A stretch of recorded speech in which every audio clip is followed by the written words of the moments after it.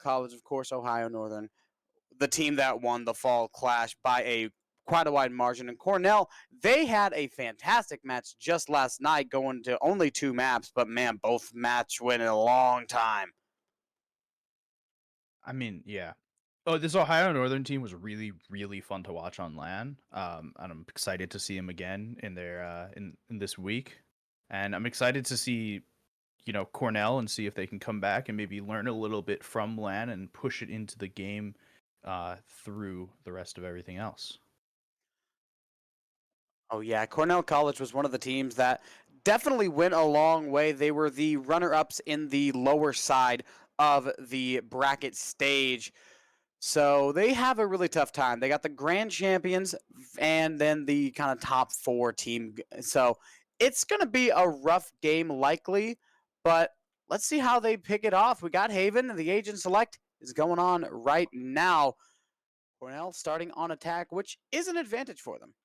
Yeah, Haven's one of these maps. I mean, it's been said a million times, but Haven's one of these maps. 3 sites. It's super attacker sided. I mean, like not really attacker sided, but it's definitely attacker sided. If you're a defender, you have to spread out a lot more. There's 3 sites on the map. There's an extra place that you have to cover from for everything else. So we'll see how each team decides to attack the defender side. Something interesting I want to point out really quickly is Phoenix is out for both teams. I don't think we saw a huge amount of Phoenix on LAN, but it seems that right now we're getting a Phoenix across the board. Yeah, we don't really see that much Phoenix being played, period. But to see a mirror Phoenix in a match is pretty uncommon. Yeah, I think what it is, especially for the defender side here for Ohio Northern, I think they're going to use it with the flame wall as kind of an answer to the Viper toxic screen. Right, the same way that Viper has that big smoke wall, that Phoenix can kind of do a poor man's version of that for a second. And so that means that they don't feel the need to play the Viper, and they can kind of get away with doing a couple other things in there. And they do have the Omen as well. So that could be the main smoke. That'll likely be the main smoke. There's nobody else really with it unless you want to count Phoenix's flame wall, which I mean it only lasts for like 5 seconds. Yeah. And another similarity. It's a hide and run kind of thing. We're not looking to execute with it. Yeah, for sure. And another similarity is the Molly as well. The hot hands.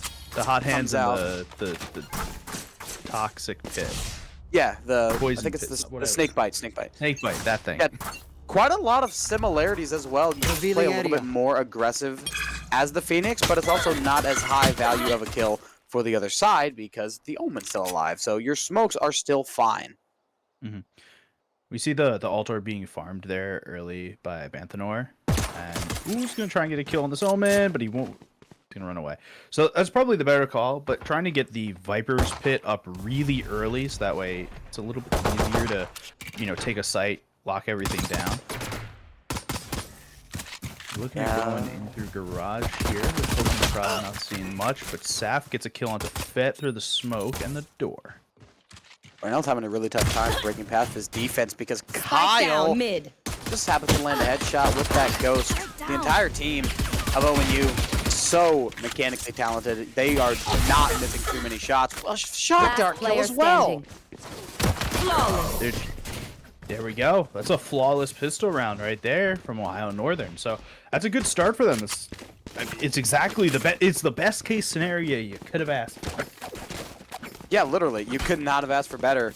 Unless you want to really nitpick and say, oh, we took a little bit of damage. But, like, who's saying that? Nobody. First round, easily going to Ohio Northern. Anti-eco needs to be a little bit better. I'm not expecting Cornell to take this round and win it, but to get a couple guns off would definitely be better than the... Yes, I love this. The Ares right through the wall, making sure that no one wants to push through there. Flames is going to, though, push right into the sewer room. Grab 1 early. Go look to grab 2. Spike down. Tens grabs another. Lamp's going to grab the trade back onto Flames, finally taking down that Neon. And a nice little jump peek around that corner. I like that little move there. Oh, and the curveball comes out. Impotence trying to rush. The hot hands to deny, and the flank comes in at just the right time, making a 3K for the Phoenix. The interesting pick of the day so far. And Impotence pops off with a 2-0. And Cornell College only able to strip one gun away, which is not best case scenario. I guess it could be worse. It easily could be worse, but you know what? Take those, it's fine, all good. Here's your real first test. Especially with the attacker side having better weapons. We talked about how this is definitely a little bit of an attacker side map because of the 3 sites.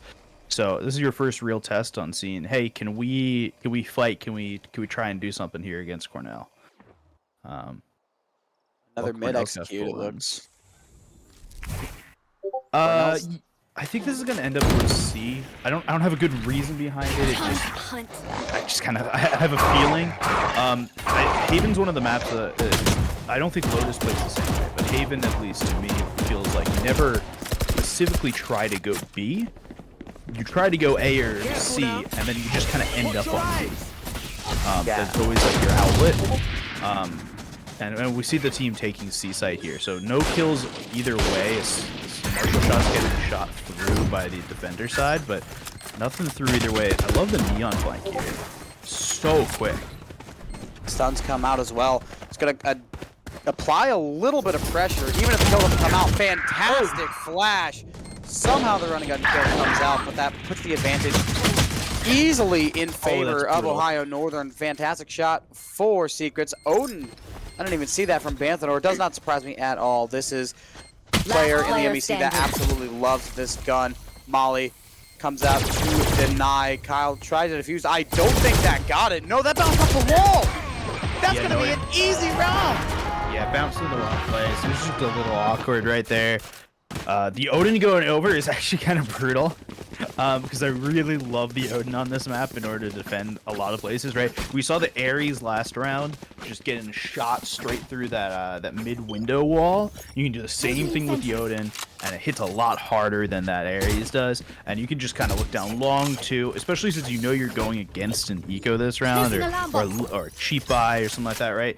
Because they have no money. They just bought, they lost. This is a really, really good start for Ohio Northern, right? I expected none other. The thing about Cornell College is Banthanor will buy up that Odin the first chance that they get, which is an interesting situation. Like, I understand it's a big gun. It provides a lot of firepower, but you've lost the first 2 rounds in a row. You can't do that. I understand it on some maps, right? Like, I really understand it on Ascent, right? Where you can spam through that wall on A site, and it's just, it's brutal to try and play against it. Get a lot of secrets already with that double kill with the Odin. Oh, trying to prove it's good. Flawless again. Oh my goodness. Audio. 4 rounds in a row. Ohio Northern having a fantastic time. They got 2 ultimates all built up. Cornell College has forfeited 2 of these rounds flawlessly. No ults are ready for them yet, which is absolutely brutal. You'd figure they've had at least 1, hopefully 2. But no, Mac, they have 0, and we're going into round 5. The problem is that 2 or 3 of these rounds have been flawlesses, right? Or they've been really high, like, it hasn't been a close round yet. There hasn't been like a 1v2, 1v3, right? Every round so far has just been kind of Ohio domination. So Ohio gets to farm these ults. They've got 2 up already, right? They get to farm these ults, and the attacking side just has no counter to it because they're not getting frags in these rounds. They're not getting anything to further their ult. The one that's probably closest to an ult right now, without really checking, is probably Banthanor, because he was farming that orb on C long for a bit. C-side execute again. Kyle has no problem shooting from garage. Almost does the damage with the shock dart, but they're not able to delay the plant. It will go down, but the flank is coming in. Last time, this flank was absolutely brutal for the side of Clark. Cornell. Standing. Impotence and Saf just ruining everything. that this Cornell side had, that will be the end of the round. And another Odin going to Ohio Northern. Yeah, it's kind of awkward now, the Odins, because now you've got two, and one's kind of, you know, there's questions on it, like, is it a little troll that you got an Odin in the game, but it's fine or whatever. The second you get two in here, you could chuck one on like A and sewers. You can chuck on B site the same way Secrets has been playing to kind of spam through doors. Though I think it's going to be Kyle that's going to go B site with the Odin. But they're putting these Odins in places where they can just get a lot of shots through surfaces. So the garage doors is where Secrets just was. Middle on B through that wall is where Kyle is. You put a lot of work to kind of force the attackers to do what you want them to do as defense. Careful now. Right back gets popped. Fett leading the charge. The C-side execute. Saf gets that shot off. The shots cannot land, and Banthanor loses the Odin yet again. Advantage going the way of Ohio Northern. As the outcome, the poor man's Viper wall. Lamp lands a shot, but the shots from the Odin are just too strong. Cover going out. So much damage. Flash. The flash around. They're trying to just make this space up again. This dark cover is actually helping a lot, trying to just make sure that, hey, if they try and push us, they can't do anything. That's like staying in the smoke, trying to bait someone out from there. That flash is gonna bait a little more. Utility coming over. You see that that fire handling on the top of the roof? It's not where Empton wanted it. Gonna hope that they can do something with it. That reload will be heard. It's super awkward. Empton comes through, grabs one. Secrets with two on the Odin coming through garage. Holds mouse one. One must imagine Sisyphus as Banthanor with the Odin against Ohio Northern University.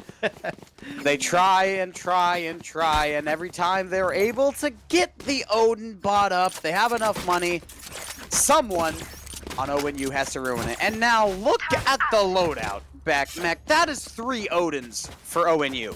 Oh, I'm so in, man. Like, That I'm is 3. so in. 60% Odinage. They are almost Thor's dad now. Like, I think when you get 5 Odins on one team, you just become like like Odin himself. I believe it. Looks You have they're like well all on their way. You have all the powers of like Milnor and stuff. It's just, you are Odin. Sap peeking out. They're not peeking out yet. They're still hanging out in the garage. A little bit of a standoff here. Lend 4 does not want to move in for solid reason. I mean, every time that anyone on this Cornell College team decides that they want to make a move, they want to try to play the game, somebody on the Ohio Northern side just decides to ruin it. In comes Flames with a headshot on the Banthanor. Trying with the Stinger is Fett, able to get 1 frag, but suppressive fire from Impotence is going to keep them at bay, forces them to rotate back to long.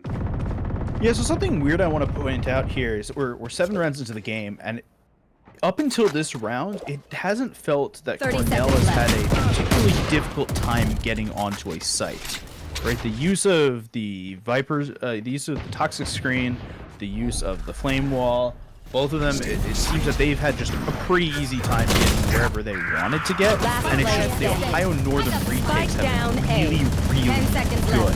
They've left the site when they understand that, hey, maybe we're not going to be able to hold the site. As Secrets gets a 3K in this round to hold it. They understand that, hey, we can't hold the site. We're going to come back with numbers. Right? And so you've seen a couple of these rounds with spike plants in the middle, and then you see the Ohio Northern full retake as a group. Right here. Banthanor trying out the Odin for a 4th time. Let's see if this time it works. Let's see if they're just gonna give over another big boy gun to the Ohio Northern side. This time though, they have a couple of ultimates. They have a full buy. They have the Viper's Pit from the Shadows and the Seekers. So this round could absolutely go their way if they play it right. And that is not playing it right. Banthanor jumps in front of the smoke and tries to outshoot the Odin that's already shooting suppressive fire through the smoke. That is one of the plays of all time.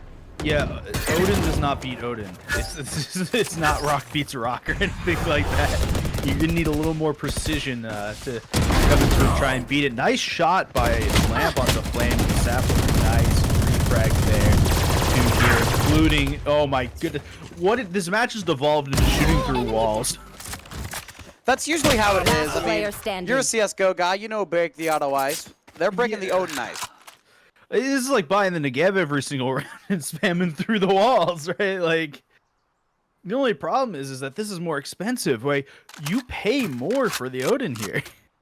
You're paying 3,100 credits per round, where for a Vandal or Phantom, you're paying 2,900. So over time, that extra $200 dues adds up. 30 seconds left. Looks like Len's going to have a free plant on the C. But the question is not, can they get the plant down? The question is, can they hold it off from the wrath of Odin? That's the question. Lights down. 45 seconds is all it takes, I believe. Actually, wait, never mind. 50 HP. I don't there's a 0% level of belief right now in that round. The Odins are they're proving to be the weapon of the match. It looks like Kyle does not want anything to do with the plant. Well, I think Kyle just wanted to make sure he got an Odin. I think so as well. The most valuable weapon in the match. We are 8 rounds through. We have yet to see an operator. On Haven, that's really weird. We have seen like 9 Odins though. There's 4 Odins for the defending side. This is Secrets starting hasn't to died. get really. Secrets just 13-0-2. Wait, I did not see that. Secrets is 13-0-2. That is absolutely That's 2 assists, unbelievable. not 2 deaths. Yeah. 2 assists. Round 9 getting underway. 3 ults for 3 ults. And Hunter Fury is the first one to get popped. He finds one, almost finds a second kill, but they're going to have to deal with Lamp going down. The Viper is the only one that's left for the smokes. Well, not only Lamp, but they got to tag onto Lens early. So you're down to 3.5, and you haven't seen a single person yet. And there's 4 Odins on the other side. And so there's that 4 is Odins. Definitely going to be a little bit vague and a little bit grim. Like right there, there's one getting the kill. Cable denying Saf's push. Evens us up. That's probably the best thing that could have happened there. It got a little odd there. Last player standing. Oh. Spike down mid. Oh no. Oh my. If anyone has ever complained about aim punch in Valorant, it's Cable right there. And completely necessary as well. Oh yeah, that was a reasonable complaint. barrage. Let's keep going. Let's keep going, MEC.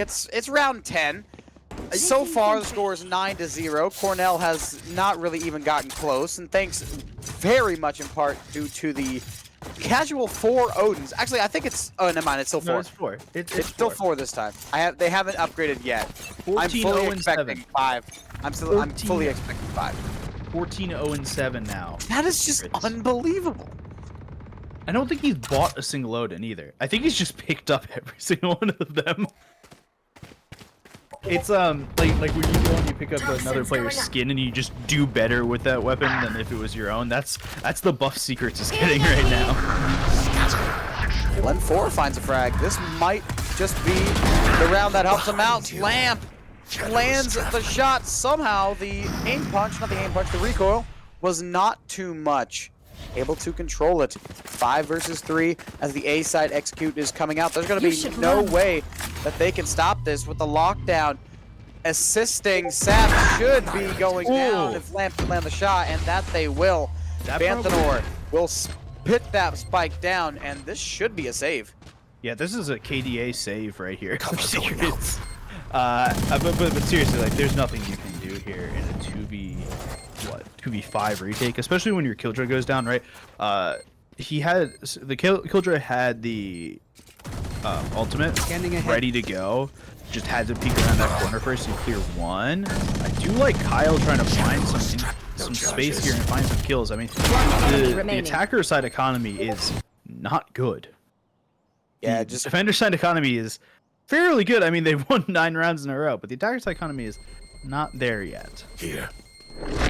Yeah, it definitely could be better, and I feel like Secret's just saving the KDA.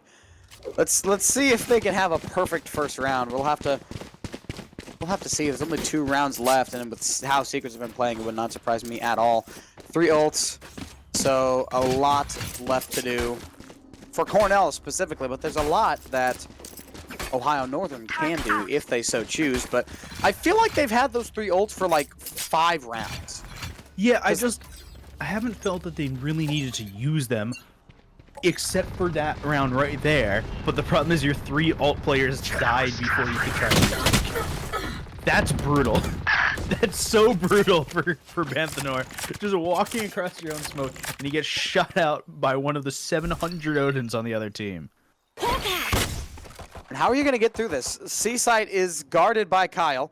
Kyle has been insanely precise with the Odin. And gets another one. Spike down. Stranding C. spike down in the middle of C long. We 2 players left. We talk a lot about adaptation from like round to round. Off I'm the like, spike. hey, you see that they're leaning a lot towards C side. Maybe let's not go C, and you adapt. We need map to map adaptation here of just instant harbor pick for any team going against the Odin. It's the only way you're going to be able to cross anything. Lynn 4. Honestly, looks like Cornell just kind of out of options right now. They're just gonna hold back and try to get an exit frag or something like that. Maybe go into 30 halftime seconds 10-2. left. They're hoping that players over aggress here and give them beneficial moments. Vet has just Last been spotted player out, standing. which means Emerson grabs it there. Kyle, yeah, that. The problem is that for Cornell is that Ohio Northern right there did a very Last round in the methodical half. aggression. Right, Process of elimination.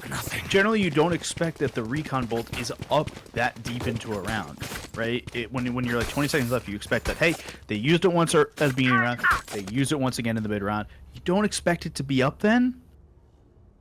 So you kind of don't expect the recon bolt there. You don't expect the player to see you when you jump out. So it was calculated aggression, which helped them get those 2 frags. Put it on for round number 12. Of course, Spike Flames down, gets the mid. first frag on the Banthanor. Lamp is able to get the refrag, so this round is looking a little bit better. Unfortunately for Cornell, one of them, I know they had a Marshall at the start. I don't know if they bought up or what, but I know that one of them started off with a Marshall. Cable is down to a very low amount of HP. I'm assuming they got spotted by the Aldrone and just took some pot shots through the wall with the Odin. Yeah, I think that's probably right. Alright, so there's the defending Killjoy ultimate through, which I think that's the first time it's actually come through this half. It just has not been needed. Emmett and Kyle grabbing 2 to start. Palm is down. Like in the middle of the site. Tapped already from one of the 2 Odin players. Nice jump through by Lamp to grab one on Emmett, but Secrets trades it back quickly. Just Secrets and Kyle against the 2 folks from Cornell. Vet and Cable. Low HP on Cable. Through Odin spam everywhere. Kyle and Secrets end up grabbing the frags. Diffuse is coming through. And here's the moment of truth, folks. Did Secrets get his perfect tap? And he does. It's 16-0-7. A perfect Switching tap. sides. That is unbelievable. That is a little bit over 1 kill a round. It's more something like 1.1. 1.5 kills around. Ish. It's a little less. I think it's like 1.25. It's like I think it's 1/3. It's a lot of kills per round. It's quite a bit. Well, that It's- is insane. It's not that he's just sitting back and being your last player in every round either. It's he's going and getting the frags too. He is overachieving, going and getting those frags. He has no fear, and somehow it just works. Sometimes you just have to play fearless, and that's exactly what Secrets is doing. Now the side switch. Let's see if they stick with that fearless play, and it absolutely seems like that. Look at Flames. You have gotta be kidding me, Flames. Slides in, headshots Fet. Somehow Lamp gets the retrade, but it's still not looking great for this Cornell defense, and that'll make it even worse. Kyle, headshot on the Banthanor. C-site, wide open. They're just running. Yeah, they are just booking it. They've seen 4 people. Say, hey, there is no chance there's anyone on C, and if they are, they'll get there at about the same time as us. So, I like this change of play. Secret. Just grab one Spike through the planted. smoke. Last player standing. No, I'm he not didn't. sure. Okay, he didn't. I got freaked out for a second. Lamp's the only one left. He's got a lot to do here. He's taking on Sap first. Sap's not taking a point of damage yet, and Lamp's on 25. Flash comes through. Nothing lucky gonna happen through that. Sap takes him down 12-1. Match point. Map point now for Ohio Northern. That it is. Oh my goodness. That's it. And we have an Odin out. Mac, it's happened again. You know, here's the thing, right? It's an attacker-sided Odin. I think this buy here is just kind of BM. I need this. And I'm here for it. It's 2 Odins, actually. Wait, Secrets actually didn't buy an Odin the last half, because if that's his Odin skin, we did not see that. Oh my goodness, you're right. That's hilarious. Secret did not buy the Odin. Oh, My impotence. goodness. That's brutal from Fett. Nice kill from Lamp with the Bucky, trying to get something started here for his squad. But Sap's gonna take down Lamp. Secrets takes down Cable. Still no deaths here, as far as I'm aware. The modern Valorant meta, ladies and gents. Yep. You see a wall, use an Odin. For sure. And now, A-Site severely weakened. Banthanor, close range with the Stinger, and the baby's back! The baby of Banthanor is back. Unfortunately, he'll probably not be able to use it, as in comes the rotate over towards the C side. But at the moment, it kind of looks like they're going to take it slow, having a little bit of doubt. But now they changed their mind. They're gonna push. Impotence goes down. And this is a 2 versus 2. This might be a possibility. Yeah, I think I generally favor the attack side of here, because they have a lot more space to do stuff. Kyle's gonna get 1 kill with the Judge really early. Banthanor's got a lot of movement to go through, right? A lot of spots to clear. He knows generally where Kyle is, but no clue where Secrets is. Secrets is the one with the Odin. That's your big problem. Secrets on the verge of a perfect game as well. Just like that, it gets recognized. They know exactly where they are. Spike is ticking down. Secrets knows that the perfect one is in the bag. That's the game. That'll Secrets runs away. Easily done. 17-0 and like 8. That's disgusting. That's just actually disgusting from Secrets. Yeah, it was a fantastic. We have. I got it right here. Game. 17-0 and 8 with 149 econ rating. That's disgusting. Yeah, and an ACS of 312, which actually puts them under the MVP spot. Kyle is the one with the MVP spot. I mean, the utility of Silva is just a little bit better and a little bit more, I guess, team-based, so you can get a little more assists as that. Also, First Bloods and Plants, Diffusers help out a lot as well. But Secrets, absolutely fantastic showing. The top frag, 0 deaths. That makes a perfect game, almost a perfect 13-0, but Cornell was able to grab 1. I do want to give like a good spot for Cornell, right? Because that game was a lot of like not great stuff for us to talk about from a Cornell perspective. Something I really liked from Cornell was I did really like the Viper in this comp, because it did feel like that using the Viper wall gave them a lot more agency with the Sky, a lot more agency to get onto sites than anything else. So yeah, there was definitely some pros to be taken away from, and I definitely like the Viper pick. Viper is one of the agents that's kind of neglected on a map like Haven, so to see her come out, I personally like it. I think we should definitely see a little bit more of it, but that'll do it for right now. We're going to be back in just a few moments with map number 2. First map, it went the way of Ohio Northern. We don't have to get much more into that. Let's hope the next map is a little bit better. Stay tuned. Map 2 coming up in just a moment.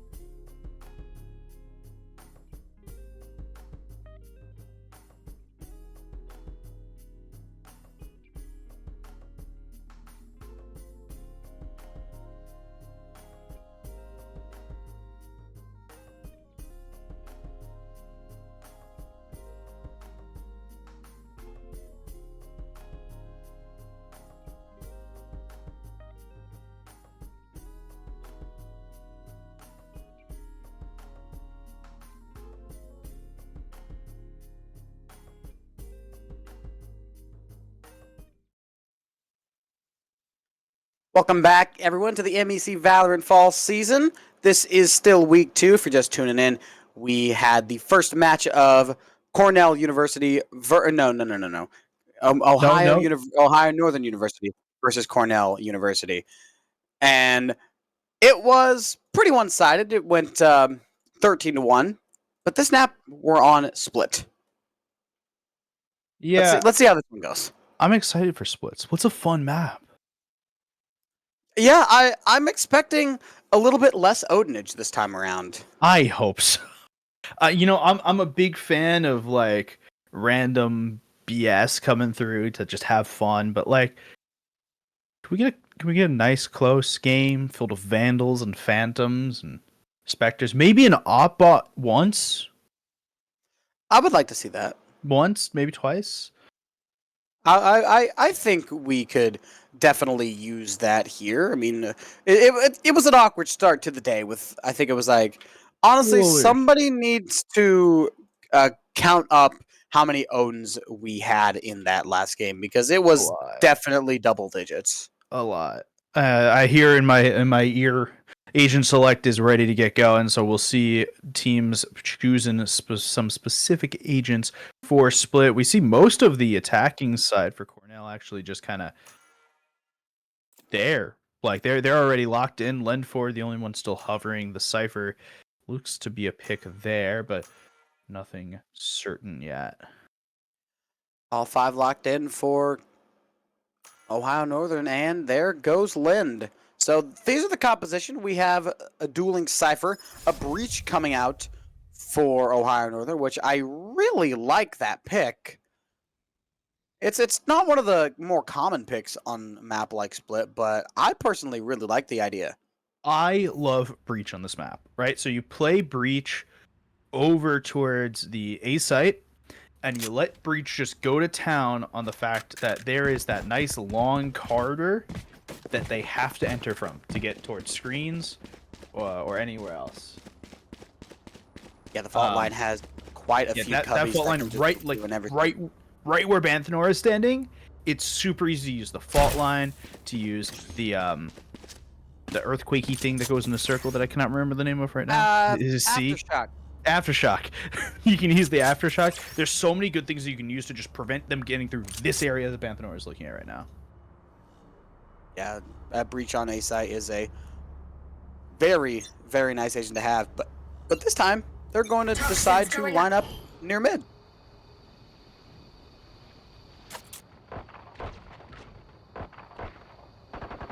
Intel giving up.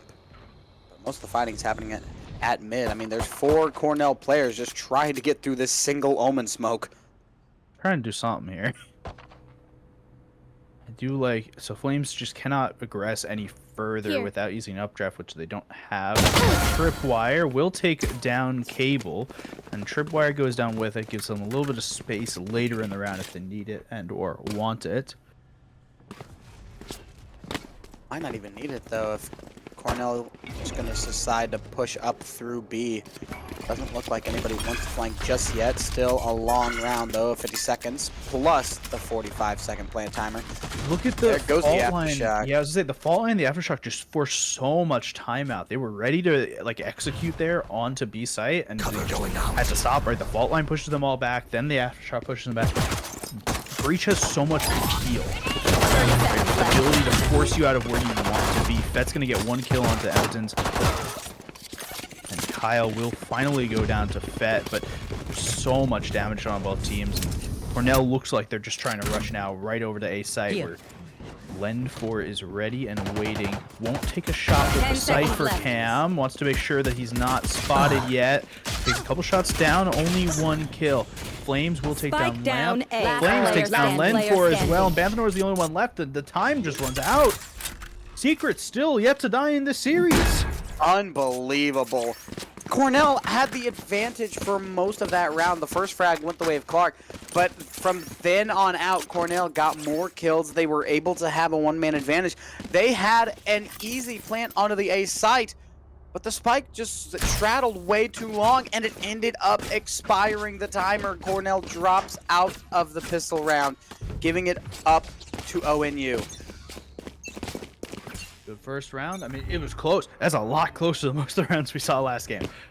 It leaves me You're with right. excitement. We'll see the Spectre here from Flame. Dash, 3 pops, ready to go. 1 headshot, can't get another one. Lend able to Our trade. spike carrier is killed. Positive for Spike Cornell in down the end of the A. day. Saflo going to take down Banthanor. And that's the spike. spike is That's the here. spike.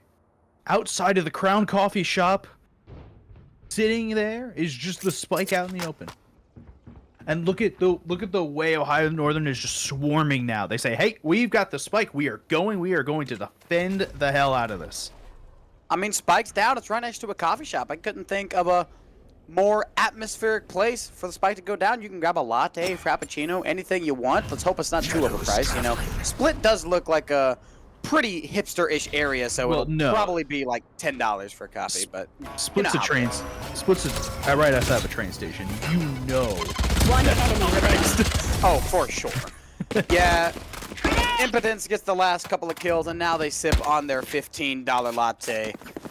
And everything's going right for ONU. Cornell, it's very weird. The start of the round is going fantastically. The first 30 seconds for Cornell College is perfect, and everything past then is just a train wreck. I mean, you said it's a train station, right? So, I mean, Yeah, it's right. It's a Right. train station. At the very beginning, when Split first came out, people thought it was an airport. I can Because see then that. you could really do the near airport memes with Split. And then I think officially in lore it came out that it was in fact not an airport, that it was just a train station. Even I didn't know that. You know, you learn something new every day. Someone's got to know the lore for the games, okay? That's true. Someone's got to know the lore. As we see Cornell trying to push through here. They got a lot of top mid control, but they haven't branched off yet. This is not Haven, where there's a map right in the middle of the map.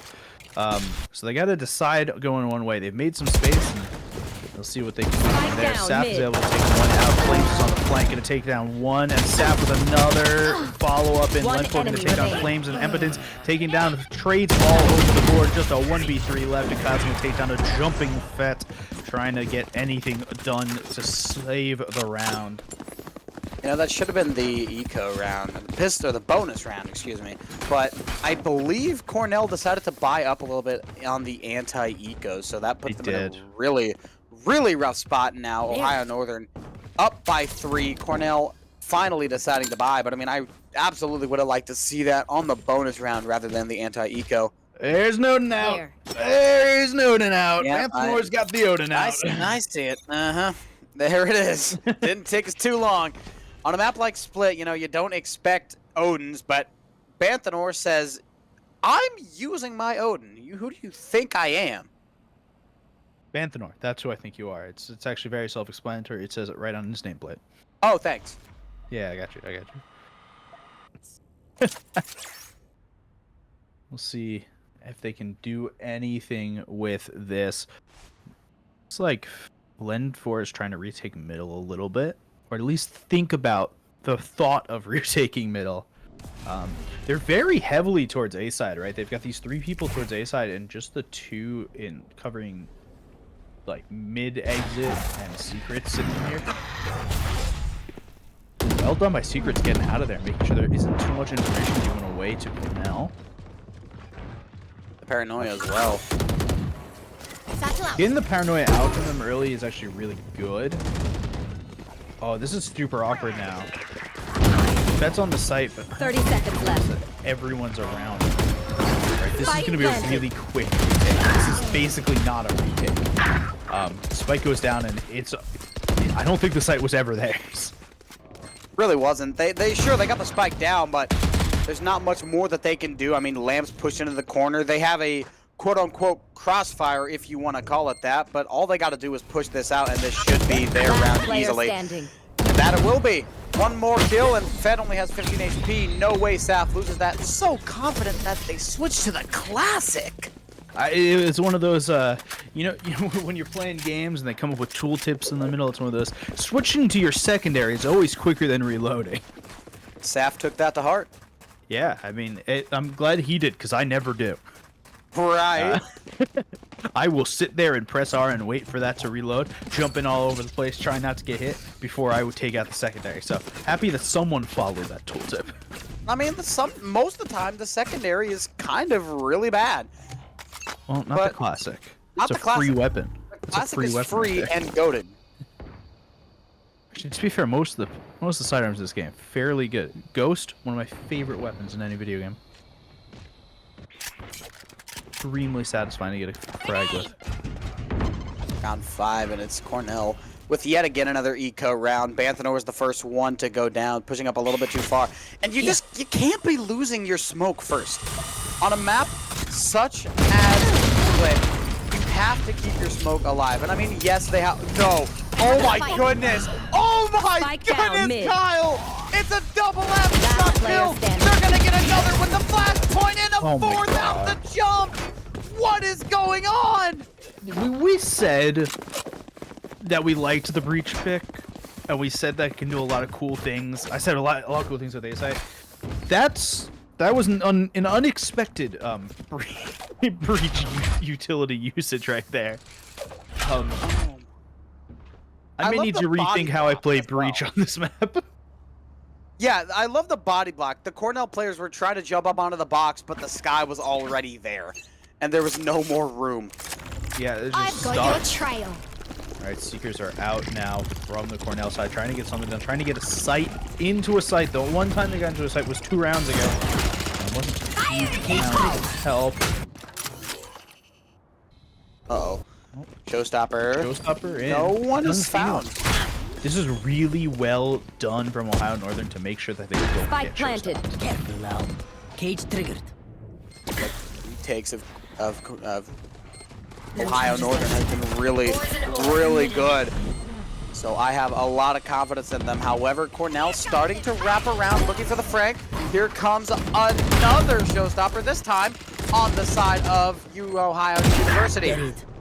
Flank comes out, but it might be a little bit too late. Linford trying to land the shots. Last Rolling player Thunder standing. Doesn't matter, that's likely it. securing that round. Secrets will defuse, and Kyle lands the last frag. And a couple of wasted ults on the side of Cornell because ONU is still undefeated, 6-0. I'd like it to be noted that Secrets has played 14 rounds in the last game and 6 rounds in this game and is still yet to die. That is just something that's completely unreal. I'm not sure what the KD is looking like for Secrets. I don't know how many kills they have. He's 0-0-3. Secrets has just- not gotten a kill this game. He's just not seen anyone this game. Yeah, He has gotten an assist on 3 people, and that's it. He's not seen anyone. He has been sitting in the corner the whole game. No, it hasn't been. No, it just happens to be he's not getting any kills this game. It's super weird, but it's really funny. 20 rounds in, he is yet to die. that is fantastic, honestly. Yeah, 20 rounds. If you count the 14 from the first map and then 6 from this one, Secrets has not died yet. Got, I think it was 16 kills in the last game. 17. 17 kills in the last game. And then this game, not a single one. Hey, if he averages to be like an average frag player over both games with 0 deaths, that's a win. I mean, absolutely. To have a series go perfect, that is completely a win. Yeah.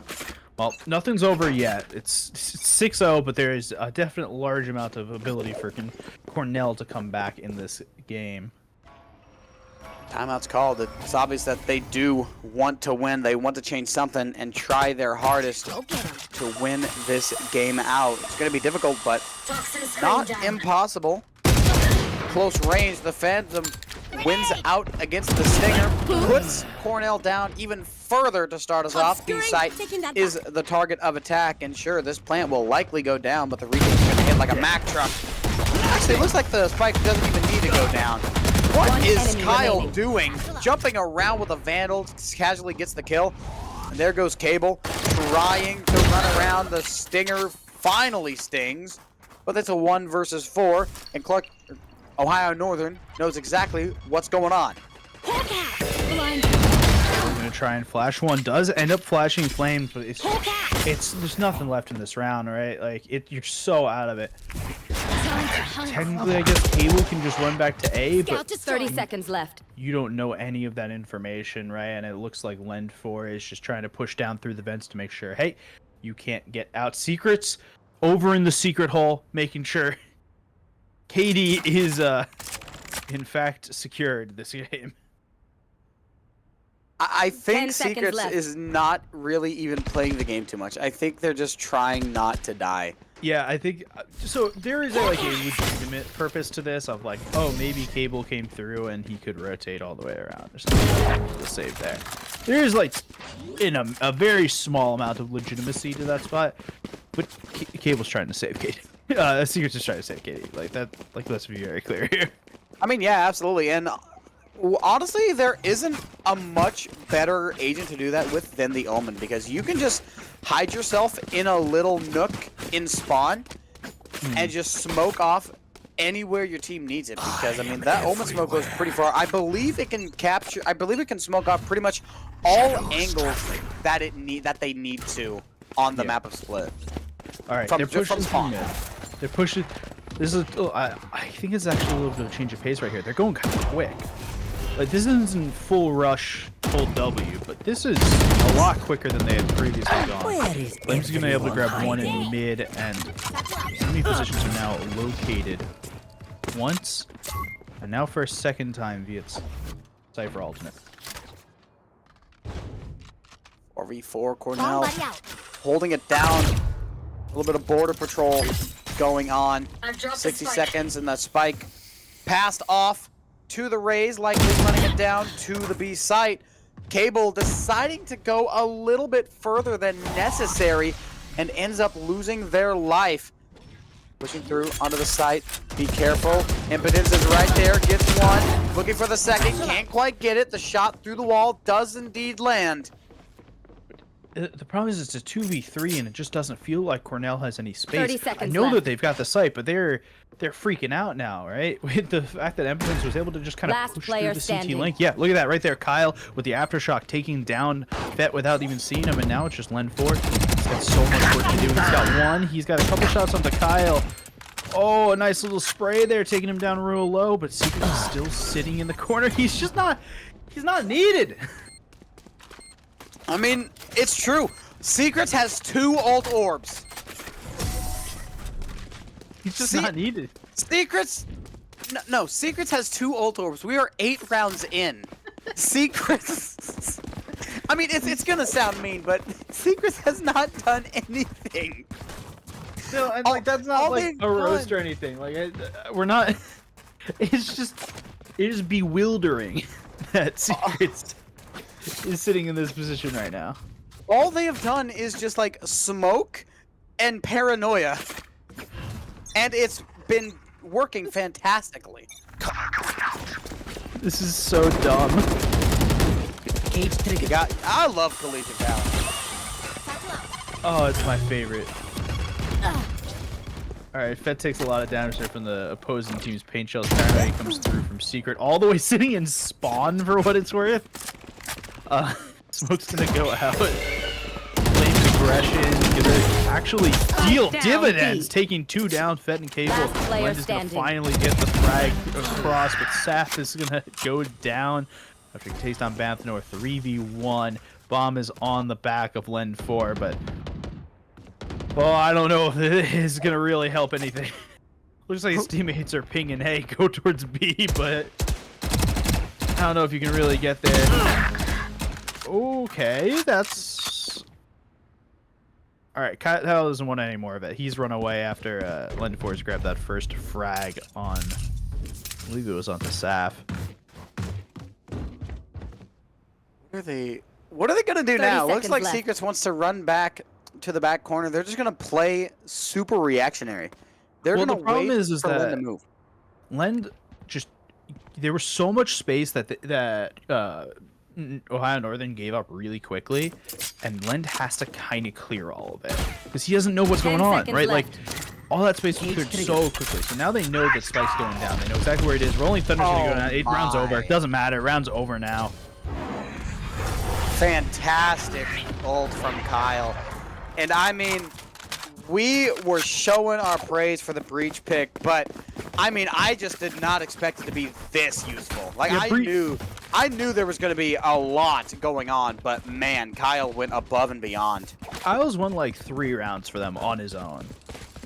Right, he's doing well, and this is not like a testament to like, oh, this pick was bad or anything, or like anything like that. It's just, he's doing well, and this pick is furthering to help the team win.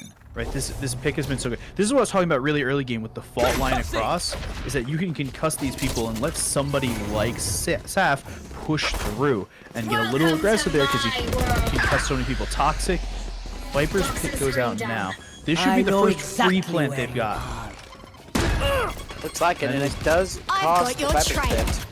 Yeah, there's a Cornell Cypher ult, by the way.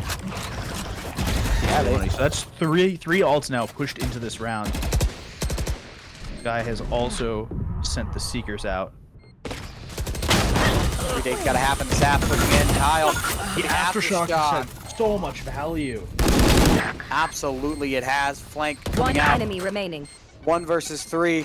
And Secrets is going to run away, save the KD. Wants to keep the perfect. And look at Cornell, they're hunting! I mean, here's the thing. If you're Secrets here, there's no reason not to save the KD, right? You're not winning a 1-on-3. Cover going on. Like, I'm sorry to say this, you're not. In a Viper's pit, you're not winning a 1-on-3. You go to save that KD. He's 0-4. This is the stupidest scoreline I've ever seen.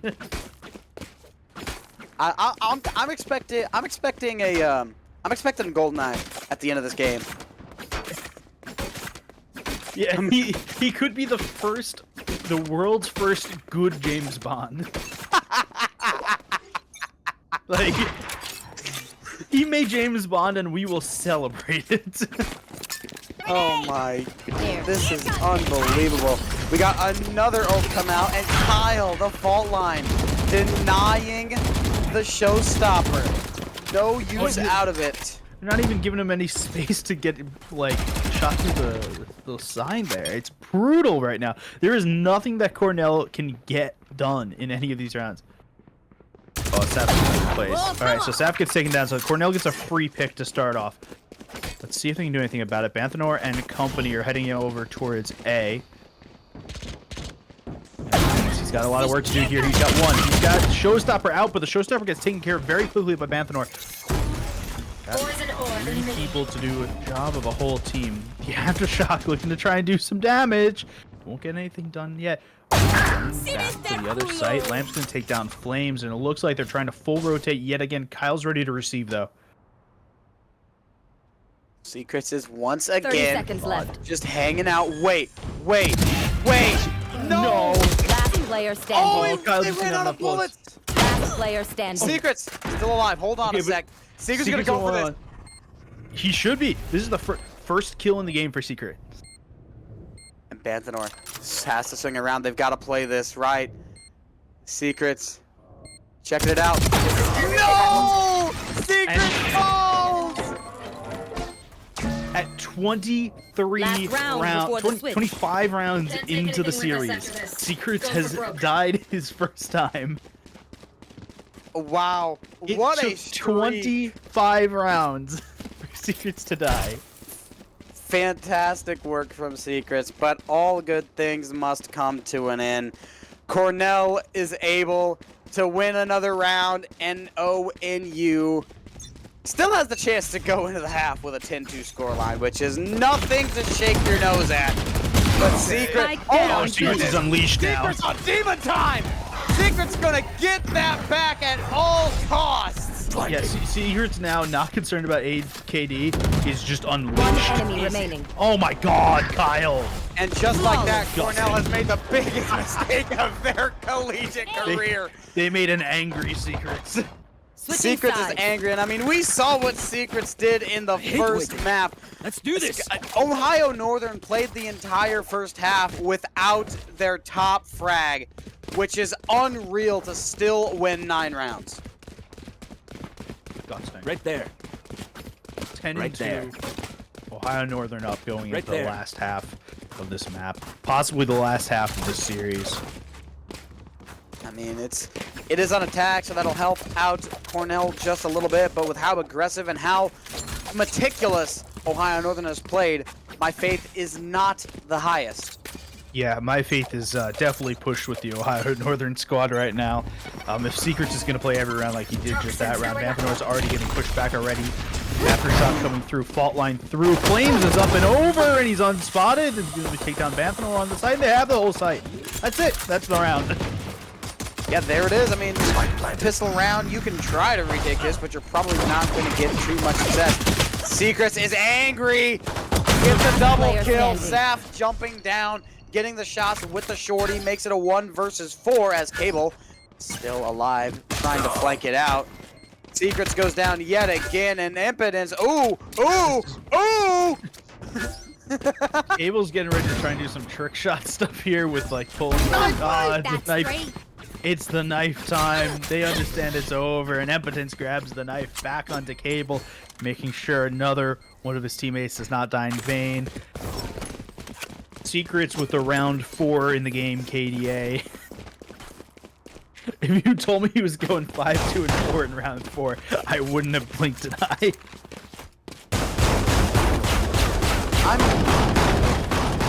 This is round 12. This is No, this is round possible. 14. This is not possible round 12 for This is Ohio round- Northern. Yeah, no, we're in round 14 of this game. Yes, round 14, and Secrets is 5 and 4. 5, 2, and 4. 5, 2, and 4. Sorry. Shadows traveling. Possible round 12 for Ohio Northern if they play their cards right. I mean, nice shot, Fed. Really well done. That Impotence gonna get challenged here. Will Guy. Kyle's got one on the other side of the map on Len, but they've already got the B site. Kyle's going for Banthanor, and he does get the frag. Aftershock goes through. Flashpoint goes player through standing. first. That is the last one there. Secrets has gotten 2 in the round. He's angry. Match Unreal. point. Secrets just keeps on going and going. And now, round 12 for Ohio Northern. Match point, series point as well, and it looks like Ohio Northern is going to do a little bit of trolling. They got 2 judges. So, I want to do a little retrospective here as Cornell was taking time out here. What did we learn from this series? So, I think the first thing we learned here is don't make Secrets Careful. angry. Here. Yeah. Because it's terrifying.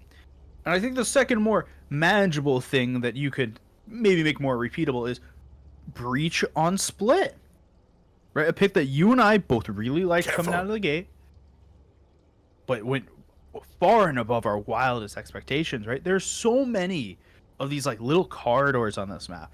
All Event Room, Heart of Heaven, both CT links on A site and B site, the main entrance to both A site and B site.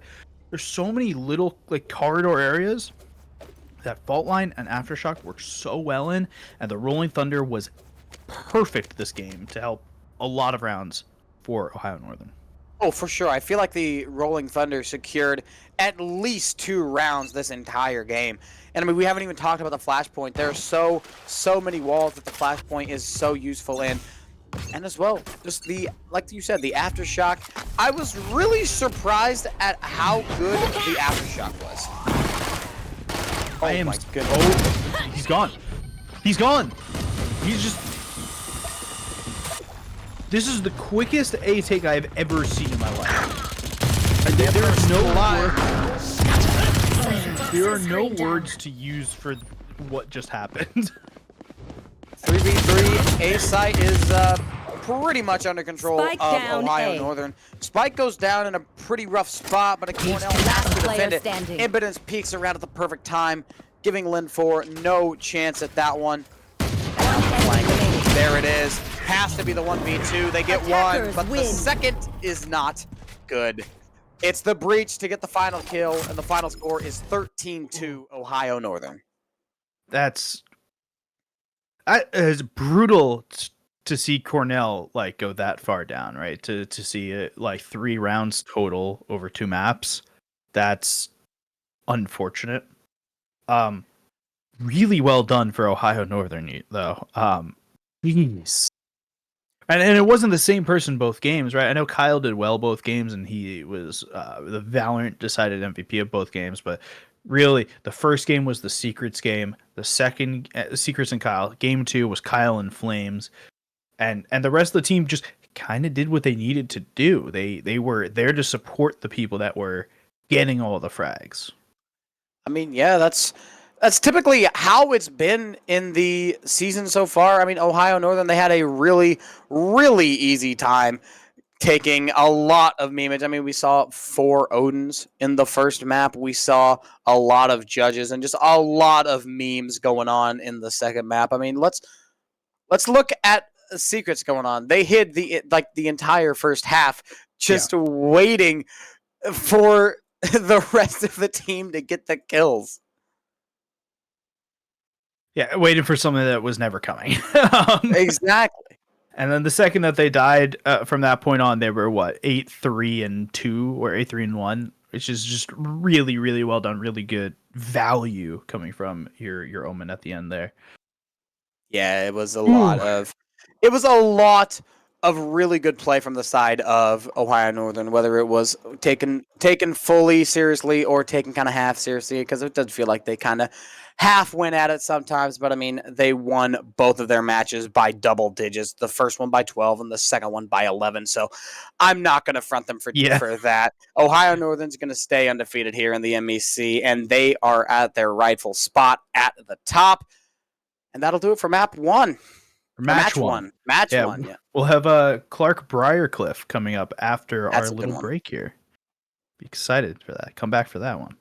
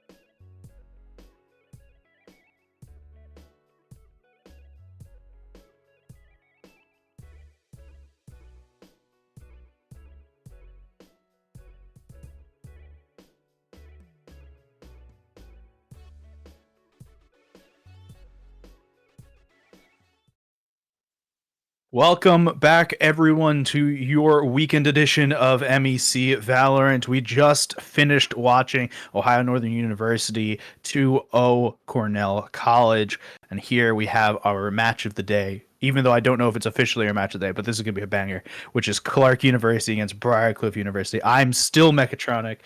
To my left is still Tucker. You ready for this, Tucker? I am absolutely ready. Clark University and Briarcliff University, the two teams that went 1-2 back in the round robin format of the LAN. Clark University going 6-1, Briarcliff going 5-2. So Yep. these are statistical powerhouses coming into this game. If you don't remember, if I look at the bracket, Clark University was actually a grand finalist of the Group 1 bracket back at the LAN. Meanwhile, I'm looking for Briarcliff. They looks like they went out in the first round, even in a crazy upset against Miami. Yeah, they went out in the first round against Miami, but we watched Briarcliff through the group stage, right? And they didn't start off particularly strong, but they got rolling when it hit towards the end of day 1, and definitely through day 2, picking up, starting off 0-2, and then picking up 4-0 for the rest of 5-0 for the rest of the group stage. It looks like we are about to get into agent select, though. And the first map is going to be Bind. We've seen quite a bit of Bind over these past couple of weeks, and I mean, I am absolutely for it. Bind is one of my, not necessarily one of my favorite maps, but I definitely do like it quite a bit. I would say it's probably top 5. It's incredible to cast. I mean, when these teams know what they're doing, and these two teams absolutely do, it is insanely fun. I think that Bind is one of my favorite maps in Valorant because the gimmick isn't so incredibly gimmicky, if that makes sense, right? The teleporters, I feel like there's a lot of cool strats that you can use with them, right? We've seen around the world being used to a degree on, right? You just like double teleport, and it does some really cool things, and the Omen interaction with it that we won't see this game is really fun. There's some chambers in this game. He used to be dead, and now he is alive again. Chambers back. We didn't really talk about anything important during agent select, but quick rundown from the team. Both have chambers, both have vipers, both have skies, both have raises, and the only thing that changes is that secondary controller role. So Astra for the attacker side of Clark University, and Briarcliff University will be rocking Brimstone. And I feel like for a secondary controller, I like Astra a little bit better. If there's only one, it would absolutely be Brimstone versus Astra. But talking about Astra, Astra's completely taken off of the map. Kane gonna try to get that trade off, and Hariri will just teleport right on back to safety. Oh, he's got another frag on the site, taking down Drona. And this is a really nice start for Briarcliff. Yeah, and then this is your helper tool here from the Viper on either team, right? Is that, hey, you can just lock down One all the enemy side remaining. entrances. This map is so Spike good for down, defense B. with Viper. You can just kind of lock down whatever you want. That's the spike down too, and they see it. So Konochi is watching it. I got the spike. Could have just spotted, but definitely saw the shots from Scarecrow. Just gonna live here. Blinded. Teleport through. Milk should be here and ready to go. One shot, can't get anything, runs away. Progression in going through. 30 seconds left. A little weird there on who sees who. Milk trying to go to the corner, but now 4 people peeking right into Scarecrow. That's going to be in a round. Flawless pistol, best you could have asked for. Keep that fire, yeah? Really couldn't ask for much better. I mean, it started off with a fantastic shot from Hariri. So talk about starting off a round in a perfect way. It was 1 shot and 1 kill from the top of B long. And a not good finish for Clark University. They simply could not get anything up and running. So now we go to the second round, the anti-eco. I'm expecting Hariri to decide to buy up, but actually they're just going to stick around with a classic. They must be really confident in their headhunter abilities. Yeah, they bought 8 bullets into the headhunter for this round. I love this play from Hariri, by the way, on just sitting behind this this toxic screen. If anyone from Clark pushes up, then I could be instantly dead. Toxin screen down. Doesn't look like they will. They poked and prodded for a second. Freight's gonna grab one with the Guardian from on top of the truck outside U-Haul. Hang's gonna get that trade back. Milk takes down Ain. Gun here. Yeah. It looks to be a side execute. It's going to be. However, BZU is not giving them an easy time with it. We got one sheriff on the side of Clark University. That's in the hand of Kang. While Briarcliff is holding down the A site, the chamber is still kind of lurking over there B just in case they decide to rotate. But at the moment, BCU is holding every single escape angle. And there's no way that CU can get out of there. There's the Guardian popping off yet again. Headshot to Kang. Still alive is Milk. Time is starting to run a little bit thin as the guiding light comes out, but there's only 20 seconds to go. And there's a Molly on default. Yeah, this is Konichi sitting right inside this. Astra smoke is really hard to deal with. Tony grabs Soup. That's the final kill from Konichi. 4 alive is, you know, that's a win right there. You have to deal against sheriffs and other stuff. So here's your first real gun round, right? And the one gun that did die, which was Freight with that Guardian did get saved over and just chucked right back onto Freight. Bonus round definitely favors Clark University. That's how the economy goes. But BCU has played this really well as they have enough money to get them over to the next. So even if they lose this round, lose all 5 of these players, they will be completely fine. But they are fully intent on not losing this round out, considering that they push as heavily as they did. Only able to get 1, which I would have expected them to get a lot more out of such an aggressive play. Yeah, 3 for 1 right there. Zorona grabbing the 2 kills and 1 enemy Freight remaining. grabbing the other one. Ain is going to be able to take down Konichi. And it's just all left onto Tony. He's not going to be able to do anything. You push here because you know you're dying and you're buying next round either way. It doesn't really matter. See what Tony's going to do. Double shots through. And Soup will end up taking down Tony here. So, 2-1. We're already looking at a little bit of a closer affair than the last match we watched. That we are. I mean, there's 2-1. We did not see a scoreline like this. Actually, I think we did map 1. The bonus round went the way of Cornell, but ever since the bonus round onward, it was just everything going the way of Ohio Northern. But back to this match. This one looks to be really, really close. It's a gun round. Both of these teams. Hariri has an operator. A gift. That's new. That is new. We have not seen an operator yet. Can't believe it took a whole series, but Yeah. it did. Yeah, so Hariri's looking towards just this A main area to see if he can spot anything. Won't see anything because they're playing real far back. They haven't decided to push anything yet. They haven't decided where they're going. Soup's going to chuck out the first couple of stars. Hariri did miss, though, that operator. Milk's got a couple shots through the toxic screen. Tony's gonna look to try and molly off default, or at least somewhere close to prevent them from doing a huge amount of point business here. Advantage for CU, and Kang's going to extend it a little bit further. Hiding in the box, that is wall bangable, so Kang has got to be careful.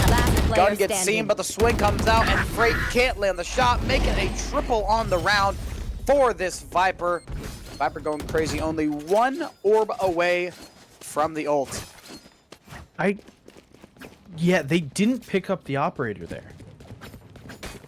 I'm a little confused by that. Generally you would think that that operator is a pretty good tool that we could use to get an opener into a site, but they decided to go without it, and we'll see how that goes for them. There's no operator to like look at on the other side. Briarcliff here isn't a full eco, so we'll see if they can get anything here, take a couple guns. That's kind of what they're looking for. And I feel like that's exactly the reason why they did not pick up the operator, because even if everything hits the fan and they somehow lose that round, it's going to be detrimental either way, but it would be near a monumental loss if they lost an operator. They knew that Briarcliff was going to be on an eco, so they just wanted to keep the op Spike away planted. because crazy things happen sometimes. Sometimes even the best teams in the world get eco'd. Yeah, I mean, like, I get eco'd all the time, and I'm playing Valorant, Right. and obviously I'm part of one, the best teams in the world. So that's how this works. I've seen you around. Yeah, exactly. So Tony and Hariri, the last two alive here. Hariri will lose literally nothing by going Last for this, player right? standing. All of his weaponry is pushed into his abilities on this headhunter, so trying to see if he can spot any exits, but nothing gonna really be. They'll have a buy next round either way. That's just kind of how this works. So we'll see in the first real like buy round, in round 6 of this game. We'll see how everything really starts. Hariri wants to make sure that he dies. And, attackers up 3-2. Clark University. Wants to get that ult orb, as I believe that Hariri is only a few orbs away. Yeah, 4 out of 8. So four orbs. I mean, if they go crazy and get a casual op 4K, then they might just have a shot at getting that either this round or the next. Lead is in favor of Clark University, but BCU, they have the op in their hands. And Hariri, last time they had it, did not work out as well as they wanted it to, but let's hope this time is a little bit different. Showstopper top. Oh my Nice shot there from Hariri, gonna take down the copycat to start, breaking the take down Scarecrow, and there's the showstopper going through, won't kick anyone. Enemy Couple of down. fancy footwork there, but it won't stop player Tony from standing. getting the shot. Get two Spike shots. down, Zerona and B. Soup both going down to Tony's Phantom. The Phantom headshot, the dink. It's only good for 140, leaving Kang in a 1 Toxins going up. versus 3. Vandal in hand. Almost all the utility you can get. The Viper Wall was already popped early on in this round, so there's no redirecting that. The Milk will get the last shot. No damage taken from Milk, no damage taken from Chamber as well. Can't say the same about Tony. Can't say the same about the entire team from Clark University, right? You really can't. They all went down there, so that's your first buy round there, taken, and it felt pretty handily by Briarcliff. Yeah, they did not struggle too much at all. I mean, they had a couple of close calls. Clark University did, almost able to get more kills than they actually got. Comes to mind Tony getting dinked with the Phantom. If that was a Vandal, would have been a kill. So you can make that decision if you want to. Flash comes out, fantastic play. That Freight. would have also been a kill right there. It would have 5 HP left for Freight, but no cigar. 5 players still up for BCU. Ooh, this round just got a lot closer because of that, right? Freight is on such low HP, or was on such low HP, that it made it really hard for them to be able to be aggressive with Freight. But Konichi's going to go down the other side of the map from Zerona. Zerona actually with 2, Milk and Konichi. That's the healer gone. With Freight with his found new HP will be able to take 1 down Zerona, but no frag onto Ain as well, as Ain gets the trade. Side plant going down. 1-man disadvantage on this retake. Spike Briarcliff planted. getting peeked out by Ain. Tony gets spotted, and now here comes the utility, the Astra Smoke to deny and delay. Spike is ticking down. If they want to go, they gotta go now. But honestly, it looks like they are not too intent on it, which is understandable. I think we should copyright deny. Delay and deny. I like that. Can we get that? Prod, can we get that? Can someone get that trademark for us? One enemy remaining. Ready. Hyper, please. Thanks. All right, so Tony and I believe it's Hariri are going to be saving in You only the thought that was spawn. close. Kang's going to win that round there for No one Clark will University. Up remember 4-3. This is close. This has the makings, the feelings of a close game. I mean, it really does, considering what happened in the last game. It went 2-0, a total of 3 rounds given up by Ohio Northern. They've already passed that for each team, unless you're CU, then they Pass or tied it. equaled, yeah. Pass or equaled, yeah. But Round definitely 6. not less than. Toxins going Definitely not less than. No You want way. to find it? round 8, and out comes the Cosmic Divide. This is what I like to see on Bind. This is a really good ultimate, and this is exactly how you're supposed to use it. Cut off the back half of sight because you don't need all of it. All you need is the front half and just get that spike down, and that is exactly what Soup will attempt to do. Welcome to my Yeah, so even with that world. round win there, Clark University is on this like weird kind of little eco buy, right? Soup's got a weapon, but others don't. So it's a little weird here the way that they're playing this. But the Cosmic Divide is just going to be kind of a thorn in their side. Viper's Pit should help them get back into this. Nice kills. My. Ane's got a lot done already this round. Kang's got another one. The Viper's Pit is what is helping them so much here. One enemy remaining. Ane's got one on site. Kenichi's got full health in the corner and won't be able to get anything. Ain with 3 in the round. 5-3 for Clark University. Ain dies to the spike. Barely, though. And would you look at that? BCU forced into the eco crisis. Only Freight going to buy a Vandal, and then they decide to sell it up for a Guardian, and they buy it right back with a Vandal. Looks like we have some indecisiveness, but you know I think what? it was probably a drop. that's Ooh, for nice that's one for them to first. decide. I not 100% sure. I don't think they have enough money. No, I think yeah, no. I'm not sure. I'm I'm not sure. No money for Clark. They're broker than an average college student right now. Honestly, yeah. All right, let's see what Clark will do with these weapons now, though. They are not as broke as Briarcliff is. The Tour de Force is already out. I love the aggression here from Hariri. Looking everywhere, looking all around, making sure all the spots are getting checked, but it kind of forces Clark University to go towards A, even if they don't realize it yet. Yeah, they made the quote-unquote Look at right the- decision, but we'll see how right it is. Freight looks like they're gonna try their hand. They get was one, the- looks for more, Spike gets it, down A. and a third. Last player standing. That was the hero rifle that went into the round. That was the only gun that they brought in other than activating Chambers Tour de Force. This one Vandal 30 was seconds all left. that they had, and it has worked so well. He isolated 3 different 1v1s there, right, and was able to win each one out on its own. Freight can't land those shots. Doesn't matter, however, the intel is already given up, so there's not 10 much seconds more left. needed. Nice shot through the wall. Soup grabs one. Last player Tour de standing. Force does get in use, able to find one frag, and it is the winning frag. And just like that, now there is more rounds than the entirety of last series in this first game. Yeah, I expect here to see that we will see I should play some Astro Stars. Clark University here probably activate the Showstopper to try and make some space. You see Zerona has already bought in the Judge, while having enough money for Vandal or Phantom. So I expect to see a Showstopper come through here, and depending on if Clark get on site, I think we could really easily see You want that to Orbital play? Strike from Let's Moonstone come in play. to try and prevent it. I did not expect the Tour de Force to come through here. Full buy-up on Ain ahead of this round. Zerona will whiff the ultimate. Break reps too early, though, against Clark. Here's the Orbital Strike going through to try and prevent any more movement on the site. A lot of ults being executed on this round. Yeah, there's so many. So Two of them. Ain sold, by the way. That's what it One was. enemy Ain, remaining. oh, what a nice shot from Spike Hariri. down, B. Ain sold the Vandal that they had, and they just bought the Stinger at the end of the day.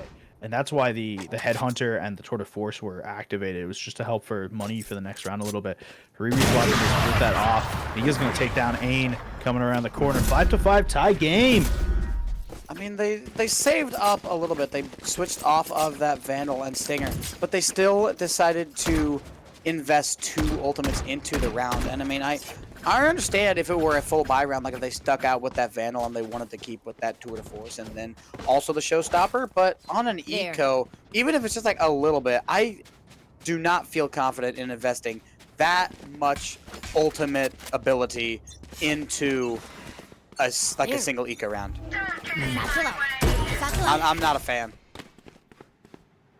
Yeah, there was a lot putting through there, and the problem is now that they don't they have some money, but it's kind of weird on the way that Clark has money. So I would have loved to see the Proto Force used You are here divided. instead. Oh, nicely done by Tony, able to take so much damage to the enemy team through this Cosmic Divide before it went all the way up. Kang now has to go through and help, but Konichi's used the Viper's Pit to just fully lock off A main. Oh, really Spike good shot down from Konichi, A. but did not see Kang go through. Milk's gonna flash through this orb and take down Milk as well. Tony looking to try and get some use out of his own stim beacon, and it looks like they're going right into Hariri. Hariri was really good last round with this off. Let's see if he can do anything more with it. Seeker's gonna come out. That will spot out there. Position and headshot through the wall down to 3 points of health. That's disgusting. The flick is nice, but it's not enough. Player No. Or standing. maybe it is. Hold on a second. Hariri gets a double kill, and Tony 30 last one seconds left left. alive in a 1 versus Spike 1. planted. Low HP versus medium HP. Yeah, I mean, it's like 85 points versus 55 points. It's so evenly matched across the way, and Scarecrow's been seen by Tony already. Launching smoke. Sky Smoke gonna get dropped down. Do it, spam it, Smart spam spots. it, spam it, spam it. Tony's not gonna. Tony's playing this very well. Yeah, Doesn't check the angle. Pros don't fake, but pros also swing soon as Last they know round in the when half. to. And Scarecrow had that Spidey sense tingling. Swung at just the right time, winning that round out. And the potential to go into the halftime with a 6-6 scoreline is very, very nice. On Bind, which is typically, historically, defender-sided, Here. I would have preferred to see a little bit more going the way of BCU. yeah, I would have hoped. We'll see how it turns out on the other side. I mean, we've seen some great shots here from like Hariri and Freight have been incredible on this defending side already. Satchel out. Not that the rest of the players haven't, but There. those two have been. Nicely done by Freight to take down Ain. It was a 1-for-1 trade, and the ultimate was used, but at the end of the half, who cares? Hariri's able to take down that first shot onto counter. Konichi's able to take down Zerona. This is a lot of kills going No, really no, quickly towards Briarcliff. Tony's left with just a Sheriff. This is not the best gun to have, and I mean, they had a feeling they might have been able to win that one out. Draw it off the crosshair, so it would have been difficult either way. But the Spike's going to go down in default, or I guess it's in second default, the safe box. It's not so safe. He can absolutely be wall banged, and that's why Soup gets out of dodge. But now BCU started to push them up, forcing them back in the shower. The pop flash comes out. The dog gonna delay a little bit. A double flash, almost a player double standing. kill. But Astra manages to stay alive. The op's still out. Has to peek. Is Hariri, and it's Soup that peeks, and Hariri lands the headshot. Not even needed. Yeah, Hariri My ult is was ready. kind of in the position of power there. Soup had to peek because the way the Briarcliff Sky was playing, it was, Switching hey, you sides. never know. They tapped the spike while they were sitting there, and you have no clue if they're holding that or not.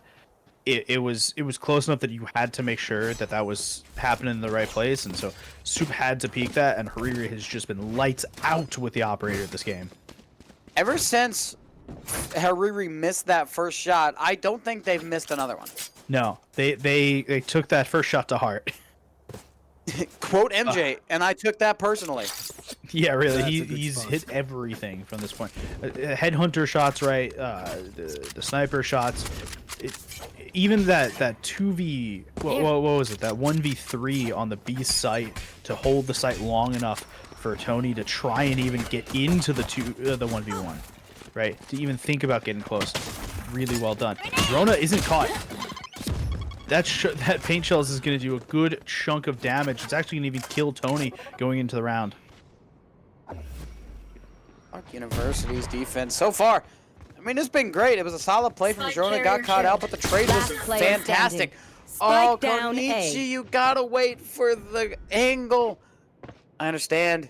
The pop-up pops up, trademark detected, and then the instincts here to shoot it immediately, but you gotta wait a little bit longer.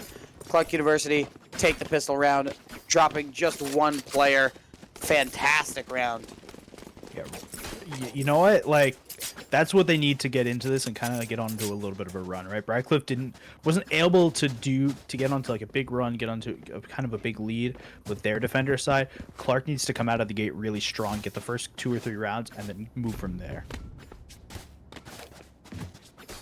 I feel like Clark University has a lot of things going for them. They have in my opinion, a little bit more of a defensive composition, and on Bind, which is pretty defender-sided, I think they have a little bit more of an advantage over BCU. Spike down A. Soup having the Bulldog. Soup has been a player that has been the unsung hero of this game. A lot has been going on for Soup, but they haven't had too many flashy plays. One enemy remaining. Yeah, I mean, Flawless. we may be at the point where Soup should just be named Stew instead. Flashy, but full of substance. Like, not flashy, but full of substance. Here. Yeah, like it's just like some Chuck Soup. I mean, Careful here. 12 and Careful 8, here. that's nothing crazy, but those 5 assists have absolutely showed effective. And everything that basically everyone on the defending side right now that they've done has been effective, right? You see Scarecrow at the bottom scoreboard. It doesn't matter because There. Scarecrow's flashes have been super good, right? You watched him in a couple rounds ago, just using the flashes to get into a lot of sites really quickly. Both guys have been particularly like high on the scoreboard as Zerona goes in and grabs 2 kills with the judge super quickly. Neither Sky I think has been like super impactful in the kill department, but you watch the Briarcliff Sky just absolutely help Hariri to the highest degree with those flashes on that 1v the 2v2 that they had on the A site to close out the half. So everyone's been super effective this game. Ball smoke goes up, securing, concealing Scarecrow, but now it goes down. Hariri sees the gun barrel, and there's no shot that Scarecrow stays alive for that one. I don't know if they had any utility to save themselves either. Red carpet onto the A site if BCU decide to take it. Yeah, it looks like they are. I think they've got someone watching their flank. They don't yet, but Tony should turn around in a second to make sure that they're not getting brought up by the side. Okay. Looks like Konichi's going to be the first one to move towards U-Haul. Enemy punished. So much for the flank watch. Yeah, One Hariri goes enemy down really remaining. quickly. Konichi's going to get killed by Soup. There's a really good retake already. Ain is going to take down Tony. And within 3 seconds, the flank is the operative use here on getting everything back. Fuse comes out, and I understand the vision of Clark University. It was a 3 versus 3. They were super nervous because BCU had a lot of space taken up, and they were playing a little bit nervous and a little bit standoffish. But I mean, I completely understand this Clark side has been really ratty. I mean, Hariri was just casually hiding behind a box and happened to get 2 kills a couple of rounds ago. So have to play very, very carefully. And there's been so many little nooks and crannies that these players have been able to hide in. But BCU, that ultimately ended up being their downfall, as they just took way too long to get that spike down. Took long enough for the flank to really get set in stone. Oh, goodness, Rona.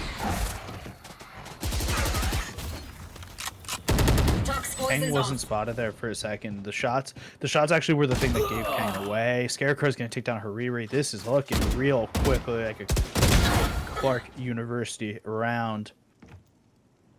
Zerona set up. Nice shot from Zerona taking down Milk.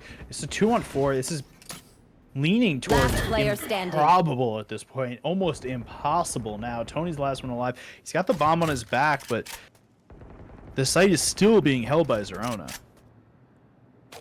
That's what I'm talking about.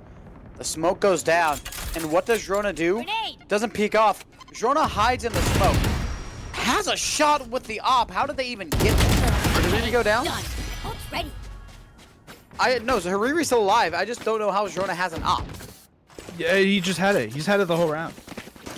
Are you? They used it specifically for this whole round. I think my guess is maybe Zerona had a spawn or something that was just like, hey, I'm going for it. Yeah, Rona just has the op. Typically, it's the chamber, but this time it's the duelist. And I mean, I don't hate the pick. Rona seems to be popping off with it, so Yeah, the More power 3K this last round, he hit everything with it too, right? I think so. No, that wasn't a question. He hit everything with it, other than that last shot onto Tony to start it. Like, he hit everything. Freight's gonna take down Kang to start, Ain with the trade right back. A little bit of a sky kerfuffle there with the birds. Shots coming out. Out comes Nice the shot from Cosmic Ain. Divide as well, and Ain has been oh so good. This Cosmic Divide is going to make things a little bit more complicated because you're going to have to push through it.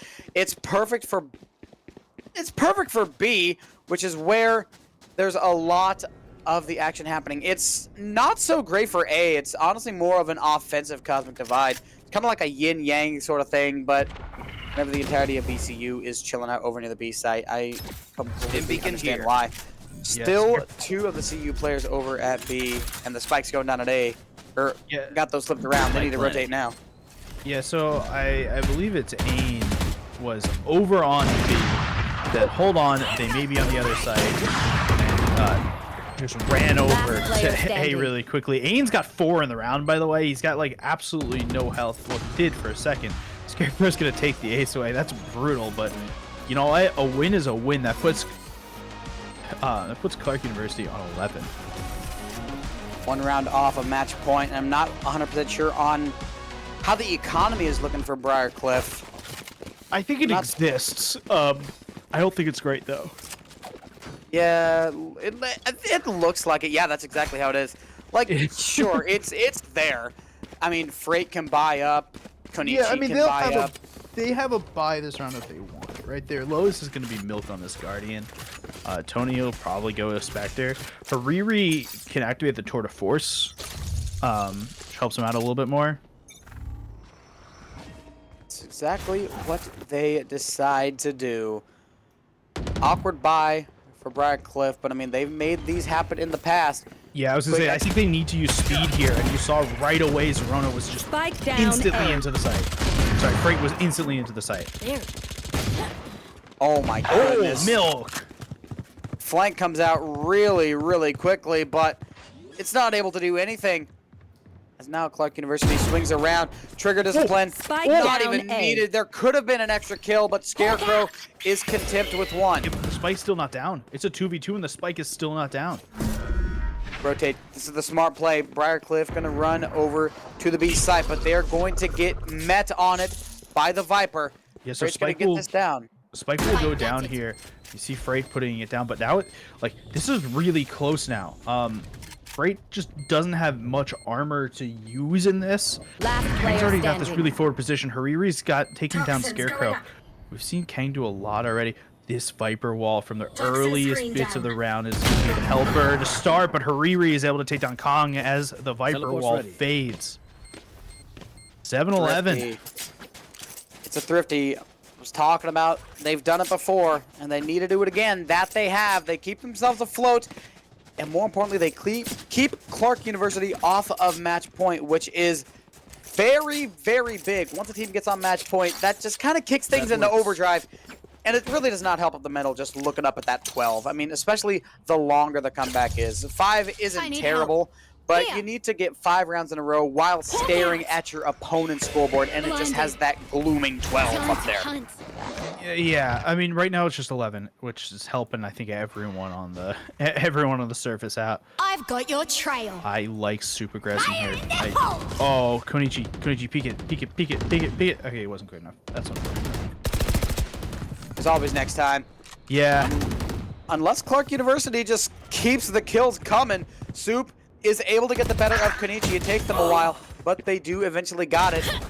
Ain gets timing. Scarecrow just gets outgunned. And A site is up to the discretion of Briarcliff. Retake's got to come in with the Raisin Viper. Yeah, I mean, it's a 2v3, but they should go for this retake. They had enough money. They have, like, just enough money to be able to buy next round. I think this is worth it. Even just to get guns out of the hands, it's worth it. And Kang is trying to play it, spraying through the box. The snake bite's going to be massive, unless they miss it. Then it's not. And now it's Kang left on 1 versus 2. The shots land as well. You got to watch behind you, and Milk will secure the round out. Briarcliff shortening the gap even more. Okay, so remember when I said he knows where they all are? I meant he knows where they all are other than Here. Milk. Other than Milk. Who he had no clue where they were. Okay. You know, that snake bite could have been absolutely massive.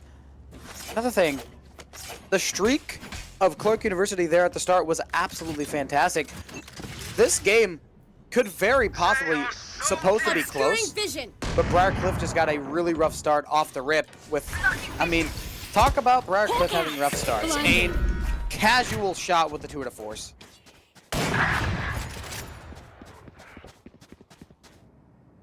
Riri has been excellent with the op this game. Which is like legitimately excellent. Time to hunt. Scout destroyed. East side is the target of attack as out comes the utility. They have to go through that wall, the flash. Last Oh player my standing. Lord, Kang! Spike Almost has down, a B. double, but it's going to be Kang that really starts popping Here. off. 11 bullets. Can they find the fourth? Hariri slow peeking around, Teleport's able to ready. land that shot. Ain is there for the trade. It's going to be map point. Clark University just one more round Match away, point. and they will have This has map gone on one long in the enough, I bag. think. Not only is it one more round away, but they got so much money in that round from just stuff they picked up. And absolute vice versa for Briarcliff. They're going to have to try to force this up with little to no money. That They are wreck? stacking no paper. Milk going to go with a Guardian. I mean, I'm assuming Guardian's going to be pretty much the consensus buy. Party. Yeah. Riri's able to buy up, too but far. that's completely it. Teleport's Yeah, ready. I mean, you theoretically could have gone for something maybe like Spectre full armor if you thought you were going to be a little bit more aggressive, but I think they Satchel out. want to trust a little bit more in their aim here. Oh my, Freight got that. Welcome to That's- my I guess so. Okay, so Viper's Pit down. They're at a disadvantage already, so that's the attacking Viper's planted. Pit and the defending Viper's Pit both down, but the defending Viper's One Pit on enemy the wrong remaining. side, and it will just be the defending Viper now looking to retake 4v1. Kang did a lot of miracles last round. He got that 3K to put them in a good position to get the round. Will he be able to do anything more this round? Yes, he will. It's called saving. I mean, this is the right choice. No, it's definitely the right choice. Yeah, for sure.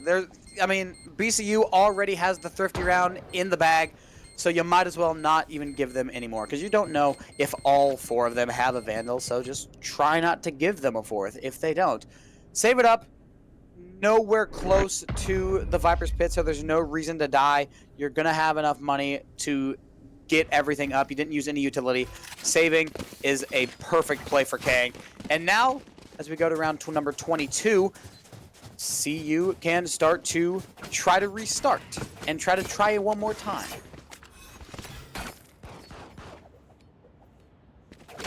(21-11) for Hariri, 25-11 for Ain. The Chambers have been the way to go this game. Maybe just one more round of popping off from these chambers, and it's GG. Side of Ain. That's all it'll take. How does that not Spike kill down Freight? A. 31 HP is what is left. The judge at close range does not one-tap that. What in the world? Not only that, but his healer is still alive, so look at that. HP just got topped off completely for Freight.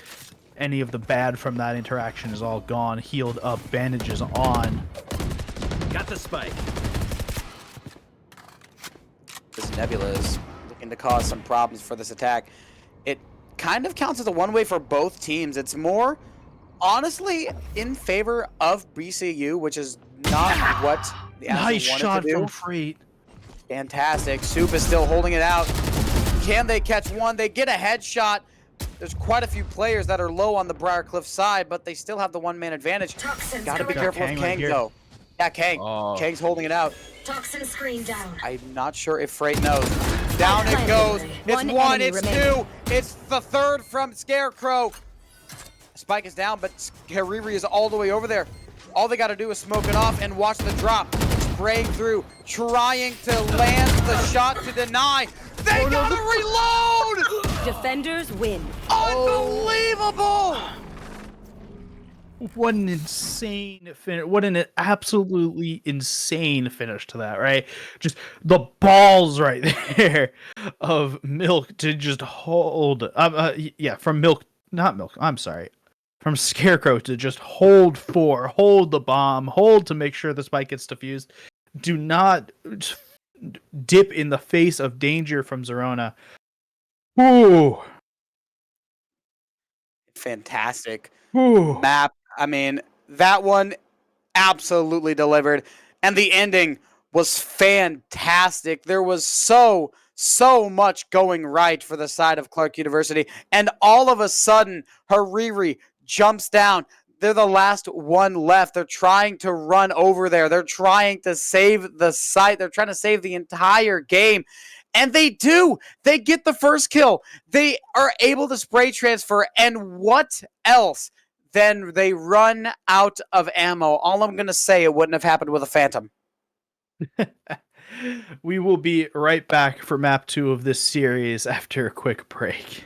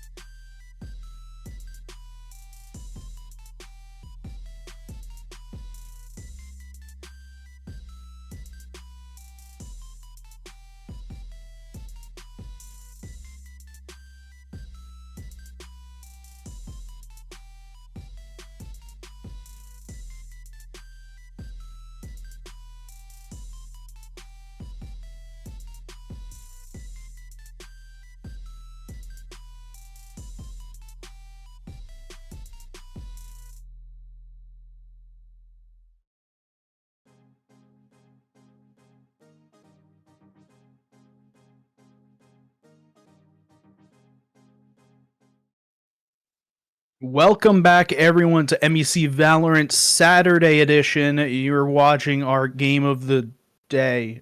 I don't know if they did a game of the week yesterday, so I guess it's game of the day. Yeah, we had a pretty good game yesterday, but I mean this one has all the makings of possibly topping that one. If you're just tuning in, we're getting ready to start up map 2, which is going to be Haven. Map 1 was on Bind, and Clark University won that 13 to, I believe it was 9. Yeah, it was a lot closer than the other games we had seen this morning. No funny business in this one. We're gonna get right into agent select here on Haven, which is map number dos for us here. We've got most of the defending side already locked in. We have some definite interesting things as comparative to the other Haven games that we've played that we watched this morning. Breaches on both sides. Yeah, but like let's start with breaches. We have a Fade, we have a Sova, we have a kill. This is totally different than what we saw this morning. It really is, and we're gonna have to see if the composition as well, because the Odins were absolutely insane. If you were not there for that, you missed out. That's all I'm gonna say. Yeah, no, you should go watch that game. Yeah, don't break it up this one though. If you watch the first one, watch this one first, and then go back to it. But there was like, I want to say at least 15 Odins. Yeah, there was a Phoenix handshake in that game where both teams just decided to pick Phoenix. Weird game. It was so odd. I think your Odin estimation is a little under, by the way, because we had like 4 Odins for like 7 rounds in a row on just the defending side. It's insane. Really true. It'll depend on how many Odins were like bought. We're talking about like Omens bought. I would say it's probably around like, I don't know, probably actually 20. That is a lot of money. That is over what? That's like what would it be? 60,000 creds over just Omens or Odins. That's a lot. That's a lot. You could buy like 3 ops for that. Yeah, you could definitely buy 3 ops for that. I mean, if we want to do the conversion. No. You buy at least 3 ops. You don't need to do anything. At least 3 ops. You know what? Right. Yeah, that's like 2 football fields worth of creds. Is that how we measure it? With Kong getting the first kill, Konichi with the nice trade after, but it goes down instantly to Scarecrow. Something I want to point out real quick because we already saw it once. Fade and Raze on A long is going to be a menace. The Fade pull at plus the Raze nade is disgusting. Yeah, really disgusting. If you get caught in there, you're dead.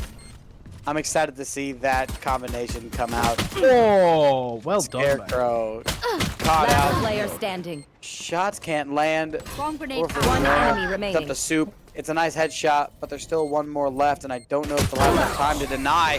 They're gonna have to land those shots, and thankfully for them, they do. Which is 3 HP left. Clark University take round 1. Really nice shot from Soup. Incredibly nice shot from Soup. He was one of the players in the last game that we did not give enough credit to. Really stabilized the team on the Astra, playing the Killjoy here now. Placing sentry. Now the anti-eco going to come up, and it seems like BCU is going to try to apply a little bit of pressure. They got a Marshall and a Spec and a Stinger, actually. Not going to try to go all out for it. I mean, it'd be a little silly to do that, but they're definitely going to try to push him back a little bit. Maybe pull off a couple of guns. Be a little bit of a help, but Jonah has no intent of letting that happen. First kill goes there easily. Yeah, Milk's seen crossing over, and we'll see what the Breach wants to do with this. We saw Breach work out really well on Split this morning, right? This is the first time we're seeing Breach on Haven today.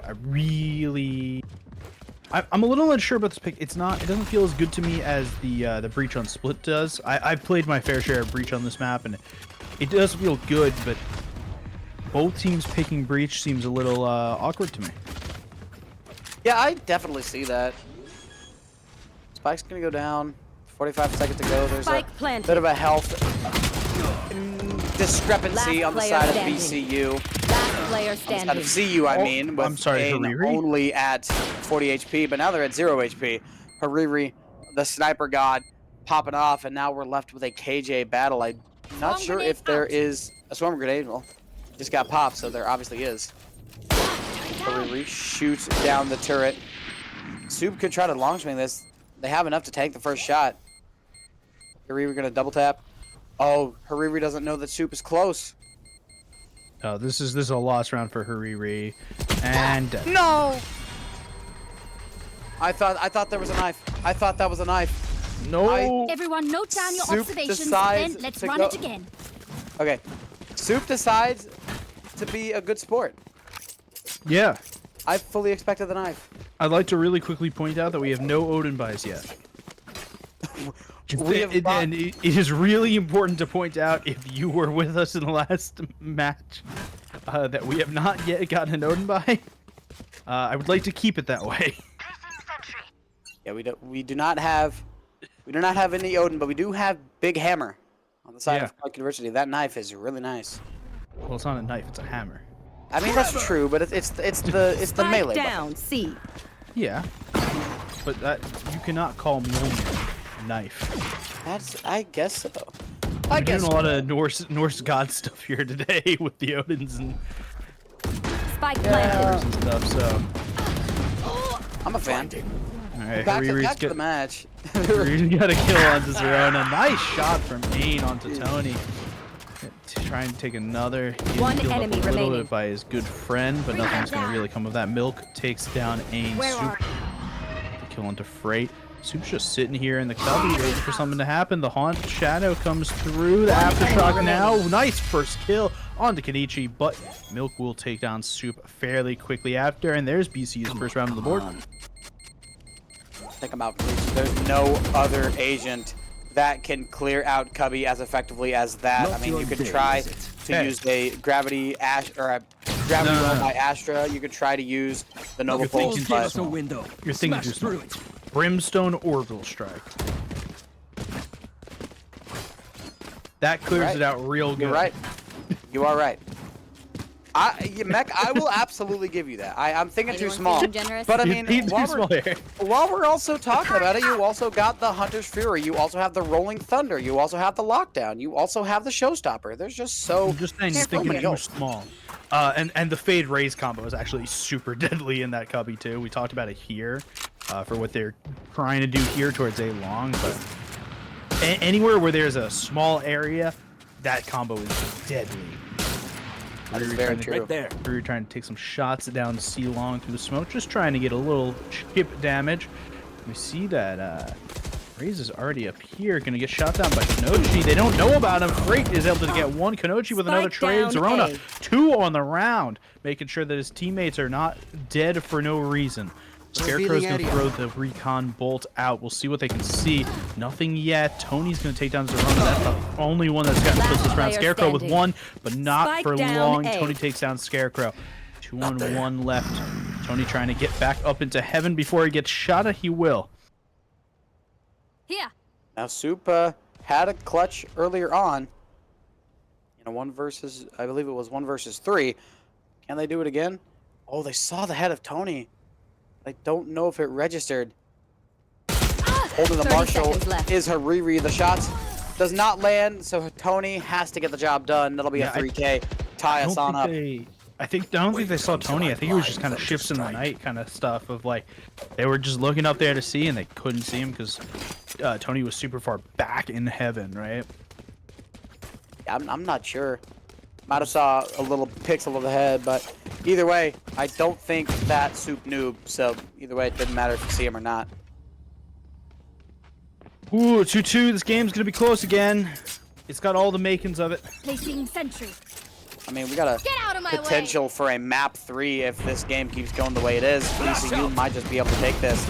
Oh, Nice play from Milk, completely negating the Blade Storm with just the big iron. Briar Cliff, perfect start, up by 1, and CU had so much potential going into this round, and now it's all been shut out. Yeah, I'm pretty sure Milk is just double lift in disguise. I mean, I'm pretty sure it's just Jinx from Arcane. That was a really long convoluted tag. I'm sorry for everyone that had to listen to that. I believe it. Stealing sight. All of the CU players connected by one paranoia. They gotta somehow Spike down, find a way out of C. this kill box, Last but player Tony and standing. Konichi gonna team up. Ain is the last one left. Takes Konichi for the road, but there's nothing afterwards. Briar Cliff now, 3 in a row. Clark University able to buy up yet again. This is technically the first full rifle round. And we have it. We have it. MEC, we have it. God. Oh no. Is it staying out? Are we sure that it's actually out? I saw it. I don't care if it's staying out or not. We saw it. I don't think it is. I think we're clear. I think everything's okay. Cover It going might up. not be staying out, but it's there in our hearts. The bad man can't hurt us here. Alright, we see the Rolling Thunder rolls come down. out. C long. Hariri's gonna be watching here for Supa. Will turn away, and the fight goes on long. And we jump away from it quickly. Hariri now has to deal with 2. Zorona's been pushed in. Hariri does take down Soup. Trey goes through. Tony with 2 though onto Zorona and Scarecrow, meaning it's a 4v2 here, trying to hold the site with just the 2 people. Cubby Showstopper One gonna enemy try, remaining. won't connect on anything, but Freight and Milk take down the last 2 Clark University players. Briarcliff grabs a 4th round. Gives up the defuse for Konichi.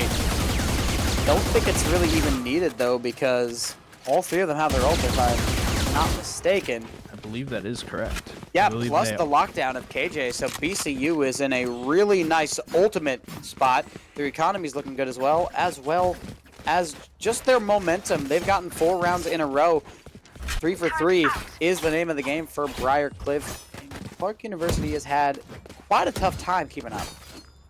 Yeah, they Out. I Placing swarm believe grenade. that the Rays from BCU's side Placing actually swarm did have their grenade. ultimate last round too, so it's not that they're super out of it. They used the showstopper to try and clear out C Cubby. Decided retake. Freight has my down A. Freight's got 3. Last player standing. Konichi's able to take down the last 2 in the round, but what a quick round there with the Fade and the Rays combo.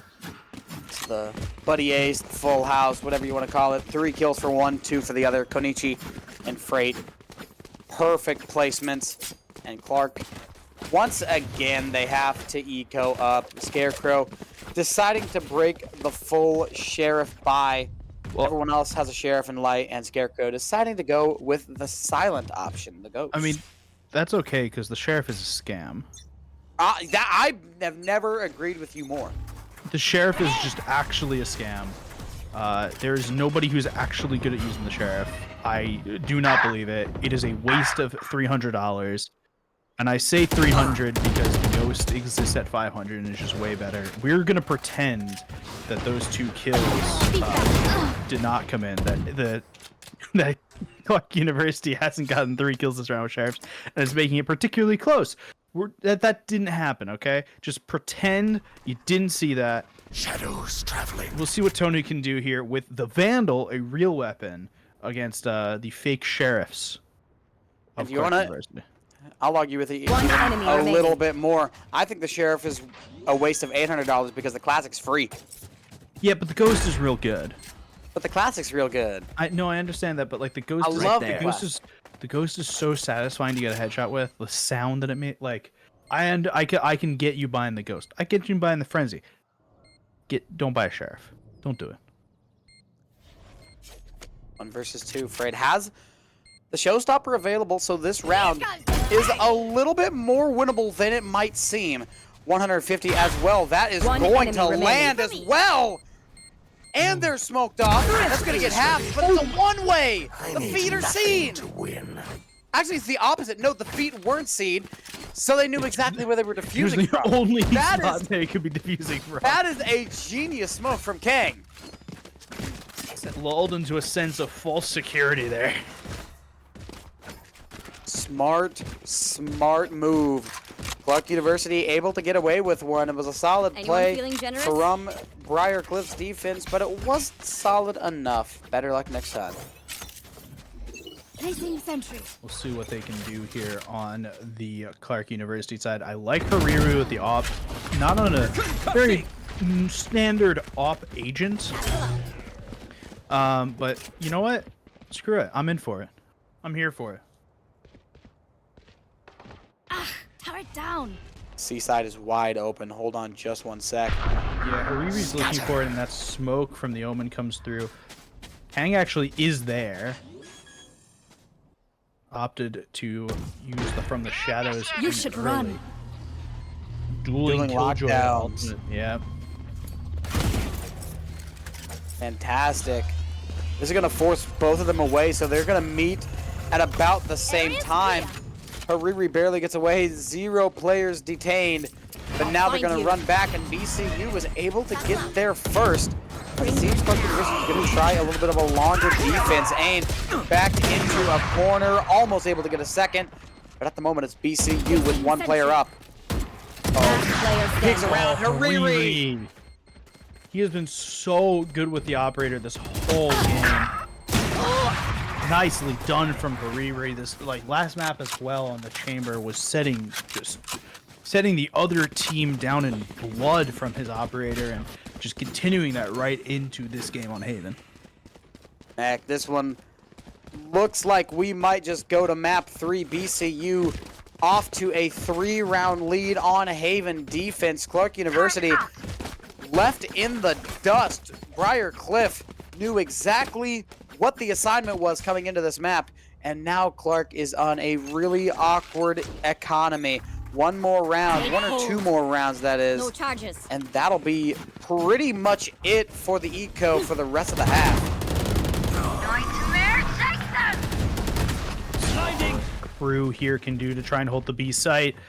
I said this earlier, the B site generally not the one you go into, but Briarcliff has got 3 in it already. Freight and Milk, the deadly duo, grabbing 3 between them. And Soup and Bot coming company back. just trying to make their way onto A now. Hammer out, trying to see if they can just block down some walls, break down some doors, make sure they can be in this site. And look at where BCU is. They're just all grouped up in B site. They're starting to move over now as we see the Rays Alarm moving bot over down. through CT, down through sewers now. Gonna be a question of Freight versus Kang here. Sneaking up, the smoke might just dissipate at just the right time. Freight, awkward position. Kang was ready for it and uses the teleport to get away. Milk somehow Teleport and still the has to push paranoia. up. Got to be careful about the player above. I think Soup might have saw it. Gonna One jump enemy down, remaining. land the easy frag. That's it. That should be the round right One there. enemy remaining. The road Hariri's is got needed. 1. He doesn't have the time anymore. That operator from Hariri has continued to be deadly, but it won't be getting taken into the next round. Question is, will BCU have the money to buy it back? It's been a win It's condition. gonna be close. It's been a win condition for this game. Yeah, it is a little bit more than the op should be, but you know, it is. That's how BCU is playing. That's how CU is kind of crumbling to it. And it looks like they can buy the op up. However, they have to forfeit quite a bit of other resources. They don't have to resort to the glass cannon, but they do have to resort to the classic or wood cannon with the light shield. And look at this aggression from Briarcliff. They're pushing up. They know that they have the worst gun, so they're going to try to push up, force the close shots, able to get 1 for 1, but it has to make the retake go on. There's a rotate going on over to the A side. Shadows traveling. Dark cover going to be used to try and prevent this side take, but nothing is going to be stopping them. Ain and Scarecrow each with 1 kill through. Just 2 players left on the Briarcliff University side to try and get anything done in this round. Otherwise, it quickly becomes 6-5. They're making it a lot Last player closer. We standing. said earlier that the attacking side is generally a little bit easier on this map, but right now it's looking like it could go either way, right? A 6-6 half I don't Last think favors round either before the team right now. switch. I would agree with that. It's honestly going to come down to the second half, and I mean, it's like, yeah, when it's 6-6, that's how it is, but there's not really any other way to put it. Doesn't really favor either team. Right now, they're playing very, very balanced, which is good. It is needed on a map like Haven, or else you're just going to have a 9-3 half every single time on attack. Here. So kudos to both these teams keeping it balanced. Let's see if BCU can take this half and get that decider going into it, maybe get 7-5. Off your feet! Oh, going Thunder. feet, A-Side's yeah. red carpet. Oh, Scarecrow's going to try and do something, but Freight is not letting any of it happen. Ain has Flash a out! lot of work to do here to clear out the CT area. Hariri, sorry. Oh, the Scout is going hard. Last Flank player as standing. well. It's a double for Kang, but the Showstopper is absolutely able to make something work. Milk Placing gonna swarm try to grenade. have Swarm this, grenade out. gets it Placing off, swarm and the grenade. swarm grenade gets there. I'm not sure if that one dropped off. That might be good, it might not be. Milk's diffusing, and I don't think it's gonna matter. 7-5 is the tune. 7-5, and I mean, Switching like, sides. realistically, this is still anyone's game. We say this is a little bit of defensive side of the map, but, like, the map has been out for so long that a little bit, like, this is not an incredibly rough, sorry, an attacker side map. This is not incredibly rough either way. This is anyone's game still. This pistol round means so much to try and get a little bit further on for Clark University. Yeah, absolutely. And when this map first came out, it was incredibly attacker-sided, if you remember that. But as the meta changed, there was more agents added. It slowly became a little bit more defender-sided. And I mean, it's still pretty balanced, but at the collegiate level I've seen, it's still mostly attacker-sided. It's not quite made that flip just yet. We gotta Riri just chilling out in the mid part of map. Oh. The shot can't land, and Rona okay, just but a like- little bit cleaner with it. But like, hear the sheriff propaganda here. Like, come on, tell me that you wouldn't have gotten that kill if you didn't have a ghost or a classic. Come on. Very Spike true. planted. Sheriff. One Aim enemy drops remaining. down. See, look at what Double Ain can kill. do with the One ghost. enemy remaining. Look at that. With the ace with the What ghost. an ace! Why buy the sheriff when you can use the ghost? You say something? Sorry. Fantastic ringing. round. It was a very awkward start. BCU had the jump on the player, but the Sheriff sells the entirety of Briar Cliff, turns them away, and turns Freight to the Ghost, which just casually drops a little bit of an ace. I remembered for one thing. I hope it is known that the ghost is not the weapon to be using. Placing The Ghost is not? I'm sorry, the sheriff is not the weapon to use. Oh, that was almost bad. Riri takes down Zerona real early. Kang is able to get the trade right back. The Aftershock is going to try and prevent them from getting this weapon, and now the Fade is going to try and prevent them again from this weapon. Kang is sitting here with the Sheriff, ready to see if he can get a player on the rotate. Ooh, I like this a lot. Like this Flank. a lot. Tony. Ooh, Tony's head does Last not player get standing. seen, and Kang would have wanted a little bit more off of that excursion, but one is all that Spike they down get. mid. Have the spike. Ain stays alive. The shot with the Sheriff land the first time, but Kenichi gets away from the second one. Gun here. And now A-Side has a red carpet. Yeah, he's just looking to try and grab the Spectre to see if he has any hope in this round. Spike goes planted. down instantly for Bring them BCU. down. They know where the last player is vaguely. Right, they know it's coming from B. They don't know which direction.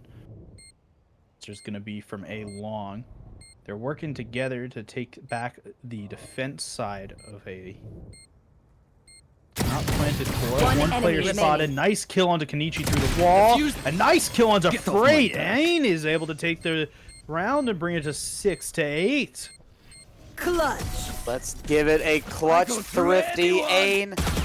Able to switch out for a Time Vandal to take as these well. arms for a spin. It's an insanely clutch round. BCU had that pistol round and were hell-bent on separating themselves from Clark University even more. But casually, Ain keeps their team in it, and would you look at that? Reverses the pressure. Briar Cliff now has to eco up. Hariri, Placing of a course, lava. buying up with the Marshal, but everybody else going with Sheriffs, or as I call it, Mechatronics hatred. Yeah. Concussing. There are very few things to know about me. In Counter-Strike, I think the FAMAS is a scam. In Valorant, I think the Agree. Sheriff is a scam. Agree. Both are scams. Don't buy them. We'll get along. Ain can have a lot of work to do here very quickly. As it looks like BCU is going to try and actually execute onto the B site. Sova drone going through is Bring going to them help down. reveal a lot. Paint shells through the haunt through as well. Dark cover to try and prevent anything, but it's going to mostly Spike prevent planted. Scarecrow from getting chip damage in through the side. Showstopper comes through, goes to shoot down Kang, but can't get anything on it. The aftershock from Milk is going to actually take one down, and then the Sheriff will take another. Freight and Zerona trading kills between the two of them, and Ain is the last one over on this side. Last player Can't standing. get anything done now. Just the last player left alive. There's low health One players all enemy remaining. over the place. Grabs 3 ones of Freight and Milk. Rolling Thunder comes through so quickly. And Konochi is the last one alive. He's got almost no health, and the Fade is just looking to not get spotted. Gets shut down, and Ain 2 rounds in a row gets the clutch. It's almost a double thrifty, Clutch. but no, it's a double clutch. Always got to overprove There goes myself. Ain yet again. 4 kills on the round. We Give doing him a this or what? 4-piece nugget with a side of fries. Fantastic. And now it's kind of the pseudo bonus round as PCU won the pistol round, but then lost the next 2. So now they're on their kind of second bonus round of the half. It's an awkward bye situation, but you know what? BCU, they're not worried about it. They're still in the lead. They just can't throw too hard.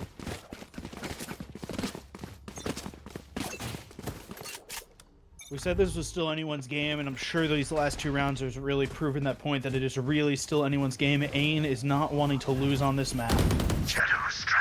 They don't. They want this to be a 2-0. They don't want to wait. They don't want to bring it to map 3. That's awkward. But that's kind of hard to defend against. Sometimes, Yeah. hey, sometimes your opponent's just lucky.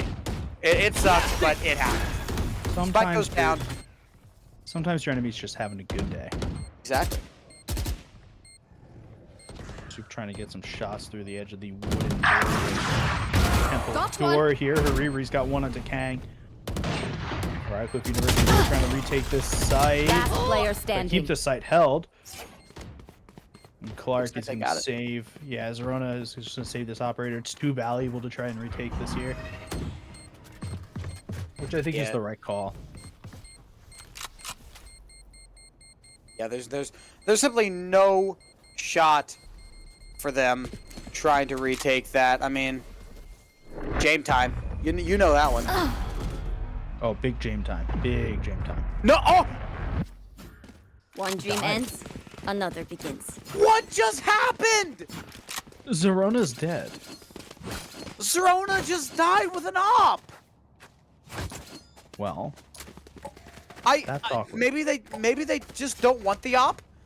I mean, I haven't seen Clark play that much with it, and I mean, I understand it to get it off of her Riri, but like, you're on defense Haven. Even if you don't normally play the op, this is one of the best positions to be in with an op. yeah, I don't like this. No, I understand, but I do not like it. Seaside execute. CU's on a really rough bye. Briarcliff's going to completely run off. There's the classic going off. One Look at enemy that. remaining. There we have it. Last player One standing. Kills all over the one place. left. It's a Spike 1v1. down. C. Oh my goodness, Abe wins out the shot. It'll be a thrifty. These arms are heavy enough. The worst part is we saw the first No, kill and a get the half, message. and then it to suddenly me, it I'll was a rough them up. one-on-one, and neither of us had any clue what happened. I know exactly what happened. A lot of kills. Yes, please. Oh, thank you. A lot of kills happened. Got a problem. What happened there? A Placing swarm lot. grenade. I don't know. All I know is that like there was one guy that we saw just big chilling in the corner with a classic getting a double kill, and then the rest. That's all you have to know. That's all you needed. This is round 18. You got Corona Party chilling out in the corner. Can they get a double? Not quite. No. Milk's gonna grab it right back. And for all of the clutches in the last couple rounds, this is still BCU ahead on this game. We'll catch them. And this is such a good lockdown. Spike didn't go down though. No, but They did have not. to restart it now. Spike The planted. charges. Since didn't they have see- to restart that, that's going to let out the defender lockdown. Yeah, it's just time for time. CU's able to grab one on the start. Question is, will they? Yeah, they know where Tony is. They Off your understand. feet. A rolling thunder, though. Missed. Face The your Rolling Thunder missed fear! them in the corner. Last player standing. But out comes the Nightfall. They don't know about the sound. Overflick from Milk. Clark University is going to tie us up all the way at 9. many- And Clark only dropping one player throughout that entire scuffle. And the weird thing is so many of those players were on such low health. Sova, Killjoy, Breach, all were like 20, 30 health, right? They were all one shot. 9-9 right now. It seems like it's a defense-sided map right now for both teams. Placing We'll see alarm what they bot. can do about that. This is where I would expect to see a timeout come through from BCU, by the way. We're not going to see it come through, but this round or the next round, if they lose, this is timeout territory. I think the only reason why they're not calling a timeout is because they don't have that much money. They're on an eco round, so Clark University likely taking the lead. I say that very lightly, but likely. Very tepidly. Exactly, because we've seen BCU. I'm sorry. get these Whoa, good whoa, leads. whoa, whoa, whoa. Why is Zerona there? What happened? I am not 100% sure. That is such an odd angle to hold. Why do you hold so far back? I mean, oh, maybe because they don't want to close the close range. You can get a lot longer and a lot more unpredictable there. Yeah. Weird to hold that. It is a weird angle, but I see the Like that early in the round is weird to hold that far back. Ain is gonna grab another kill onto Milk. He has been the savior of Clark University this half. Cloudburst gonna go down. Doesn't really do much. No one holding the angle that can be seen. But it's better safe than sorry.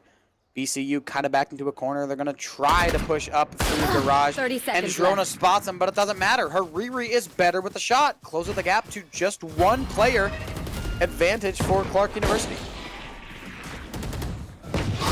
Pitiful. Nice shot from Ain. Nice shot from Ain. Nice shot from Ain. Ult's ready.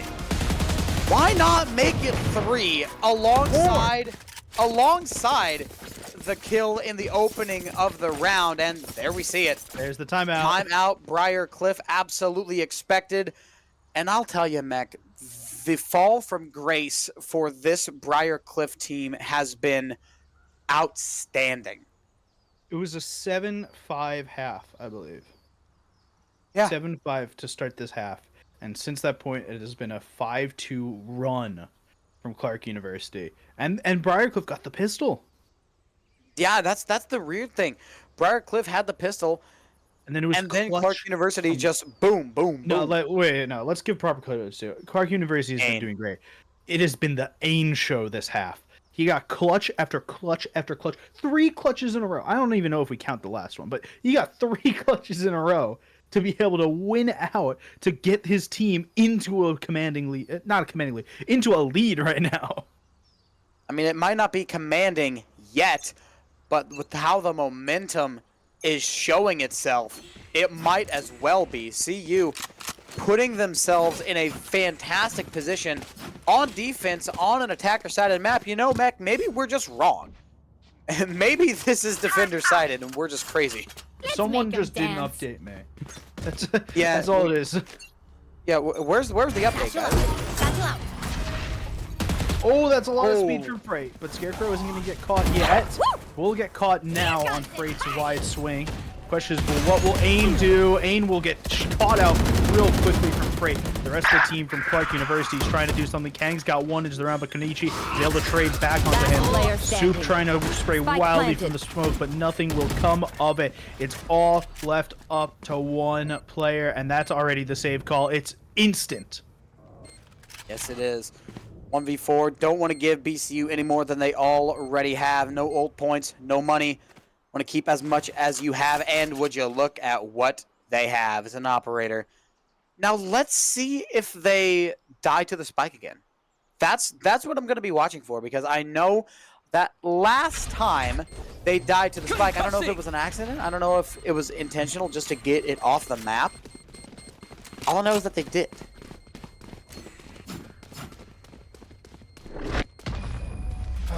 Seems like they're going to survive this time. They want to keep the op. That shows me that last time We're was an here accident, because which we're is the best. Don't any of you forget really unfortunate. Like, we thought it was on purpose. The fact that that was an accident is absolutely heartbreaking for CU. that. Here. Ooh. Oh my goodness. Hey, Mecca, we had so many rounds that were just complete waffle in the first series, and now we get an absolute banger. This could end in a 2-0 and it would still be a banger. Exactly. That's the thing. It's Right, not this- even going to need a map 3. The It's second- already so good. The second half of this map has been a masterclass in how do you play Breach on this map, right? We talked about it earlier that, like, the first time we watched this map, the Phoenix handshake, a little weird. First and second time we watched the map, the Breach handshake, a little weird. I'm in.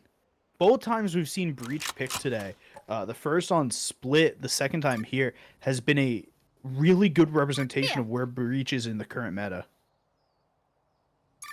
It is. Snap back to reality, and look at this. Clark University has such an upper hand right here. Unexpectedly, Soup in a rough spot lets the Siege kind of take him down, take him away. Rolling Thunder, and there we see the Konichi play comes out again.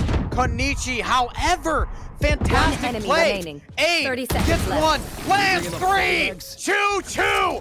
All aboard the AIM train! He's so good. He's just so good this map.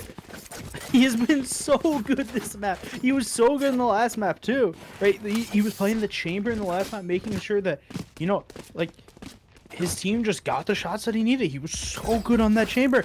He's taking over the Breach role and he's doing it well this map. The Breach plays today have been on another level. Petition to rename today as Breach Saturday. Satchel out. Satchel out. Can we get that as like a national holiday? Cover going out. Hey. Breacher Day. Breacher Day.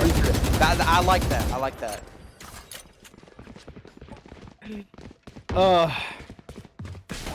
Alright, let's see what the rest of Briarcliff University can do here to try and get something done, right? They have not had a huge amount of, you know, help on this half. It's been 3-6. 3-6? 3-6 in terms of the scoreline so far. And for Clark University being on defense, that is sensational stuff. Masterclass Right here. is the only way to describe it. Out comes Hunter's Fury, able to get 1. There's a lot of lineups there. They're able to tag yet another fantastic way to start this round off. Spike It'll give them planted. the early health advantage. Terminated. And Soup catching Tony on the runaway will Face your give them fear. a man advantage. Nightfall gets popped out to no avail. Soup pops off, Last player gets standing. 1 more, gives it up to Kang thanks to the flashpoint. And Drona gonna try to stick this out, not even needed. Who else but Ain to land the last frag, put him on match point. Not just map point, but match point. Like this and this was a game that we were not sure that Clark University could come back from. Like, it was looking kind of hopeless in the beginning. Like, they were kind of Match close point. halves, but they were not. They were not in the way that we wanted it to be to see a really close game. And oh my, are they showing it? Ain with 30. Dropping a casual little 30 bomb, and I mean, absolute kudos to Freight as well with 29. But this looks like it'll be the end of the road. Freight, Hariri, all of the BCU players, only one of them can full buy. One of them has a Vandal and Heavy. Everybody else has some sort of deficiency. I don't think we've seen Zerona ult this game. I'm just noticing this now. I don't think we've so seen either. knives at all. I don't think so. out. Nice flash from Ain to try and make some space. Oh, Kang with 2. Spike down. C. And TP out to make sure he gets out. Soup with the nanos from Grenade able to take 1. Kenichi just sitting inside the smoke, trying to see if anything can be done at this point. Hariri does grab Zerona. We will not see knives this One round. enemy remaining. Nice kill from Ain, and who else is it to end it? Just the fade left for BCU. Kenichi sitting right inside the smoke, and it's Ain to end it. Defenders win. 32 kills to finish it. 2-0 for Clark University. Oh! Conductor has an announcement to make. The AIM train has departed from the station. And it is a 13-10 victory on Haven. What a fantastic way to end it. Surprisingly, Freight is the match MVP due to the I'm Valorant system, overruled. but we're going to overrule that. It's Ain. 32, 14, and 7. Only 1 first blood, 1 plant, and 2 defuse. But I mean, the fault line, flashpoint, aftershock, and the rolling thunders all speak for themselves. I'm sorry, he had 5 clutches in the second half. Right. That's he had 5 clutches. Insane. No other stat matters. It doesn't matter. The kills doesn't matter. He single-handedly brought Clark University back into the game and kept them in the driver's seat for the rest of the game. Exactly. And I mean, the ACS is higher for Freight, but who cares? I don't care. It doesn't matter. Is absolutely Ain. Econ rating of 105. Best econ rating by 25 points, mind you. MVP is most valuable player. They do not win that game without Ain. That's it. That's all. They do not. Ain was so good. He was 12 kills above the second best player on his team. He was like, what is that? 23 kills above the bottom player on his team. But none of those stats matter. It's the clutch factor. He was the guy that got them back into the game. That's it. That's the end of the story right there. You can go watch the VOD of this game that we just watched, and the second half, the first half of the second half, clutch after clutch after clutch after clutch. The first 4 rounds, 3 of them were won by Clark University, and they were all Ain clutches. He was ridiculous the second half of this game. Massive congratulations to Clark University for sweeping Briar Cliff, but being honest, it could have gone either way. Big GGs to BCU. GGs to everybody who played today. Ohio Northern and Cornell College. GGs to them as well. But that is unfortunately all we have for today. Thank you all for tuning in. Make sure to catch us next week. It'll be Friday at 10 a.m. Central Standard Time. We're going to have more Valorant for you. I'll be there. Mechatronic might just be there. Make sure you tune in because we're going to have more, and you don't want to miss this. You just saw one of the banger matches of the week. We're going to have more next week, so why would you want to miss it? Mech, thank you for joining me. No problem. We'll see you all next week.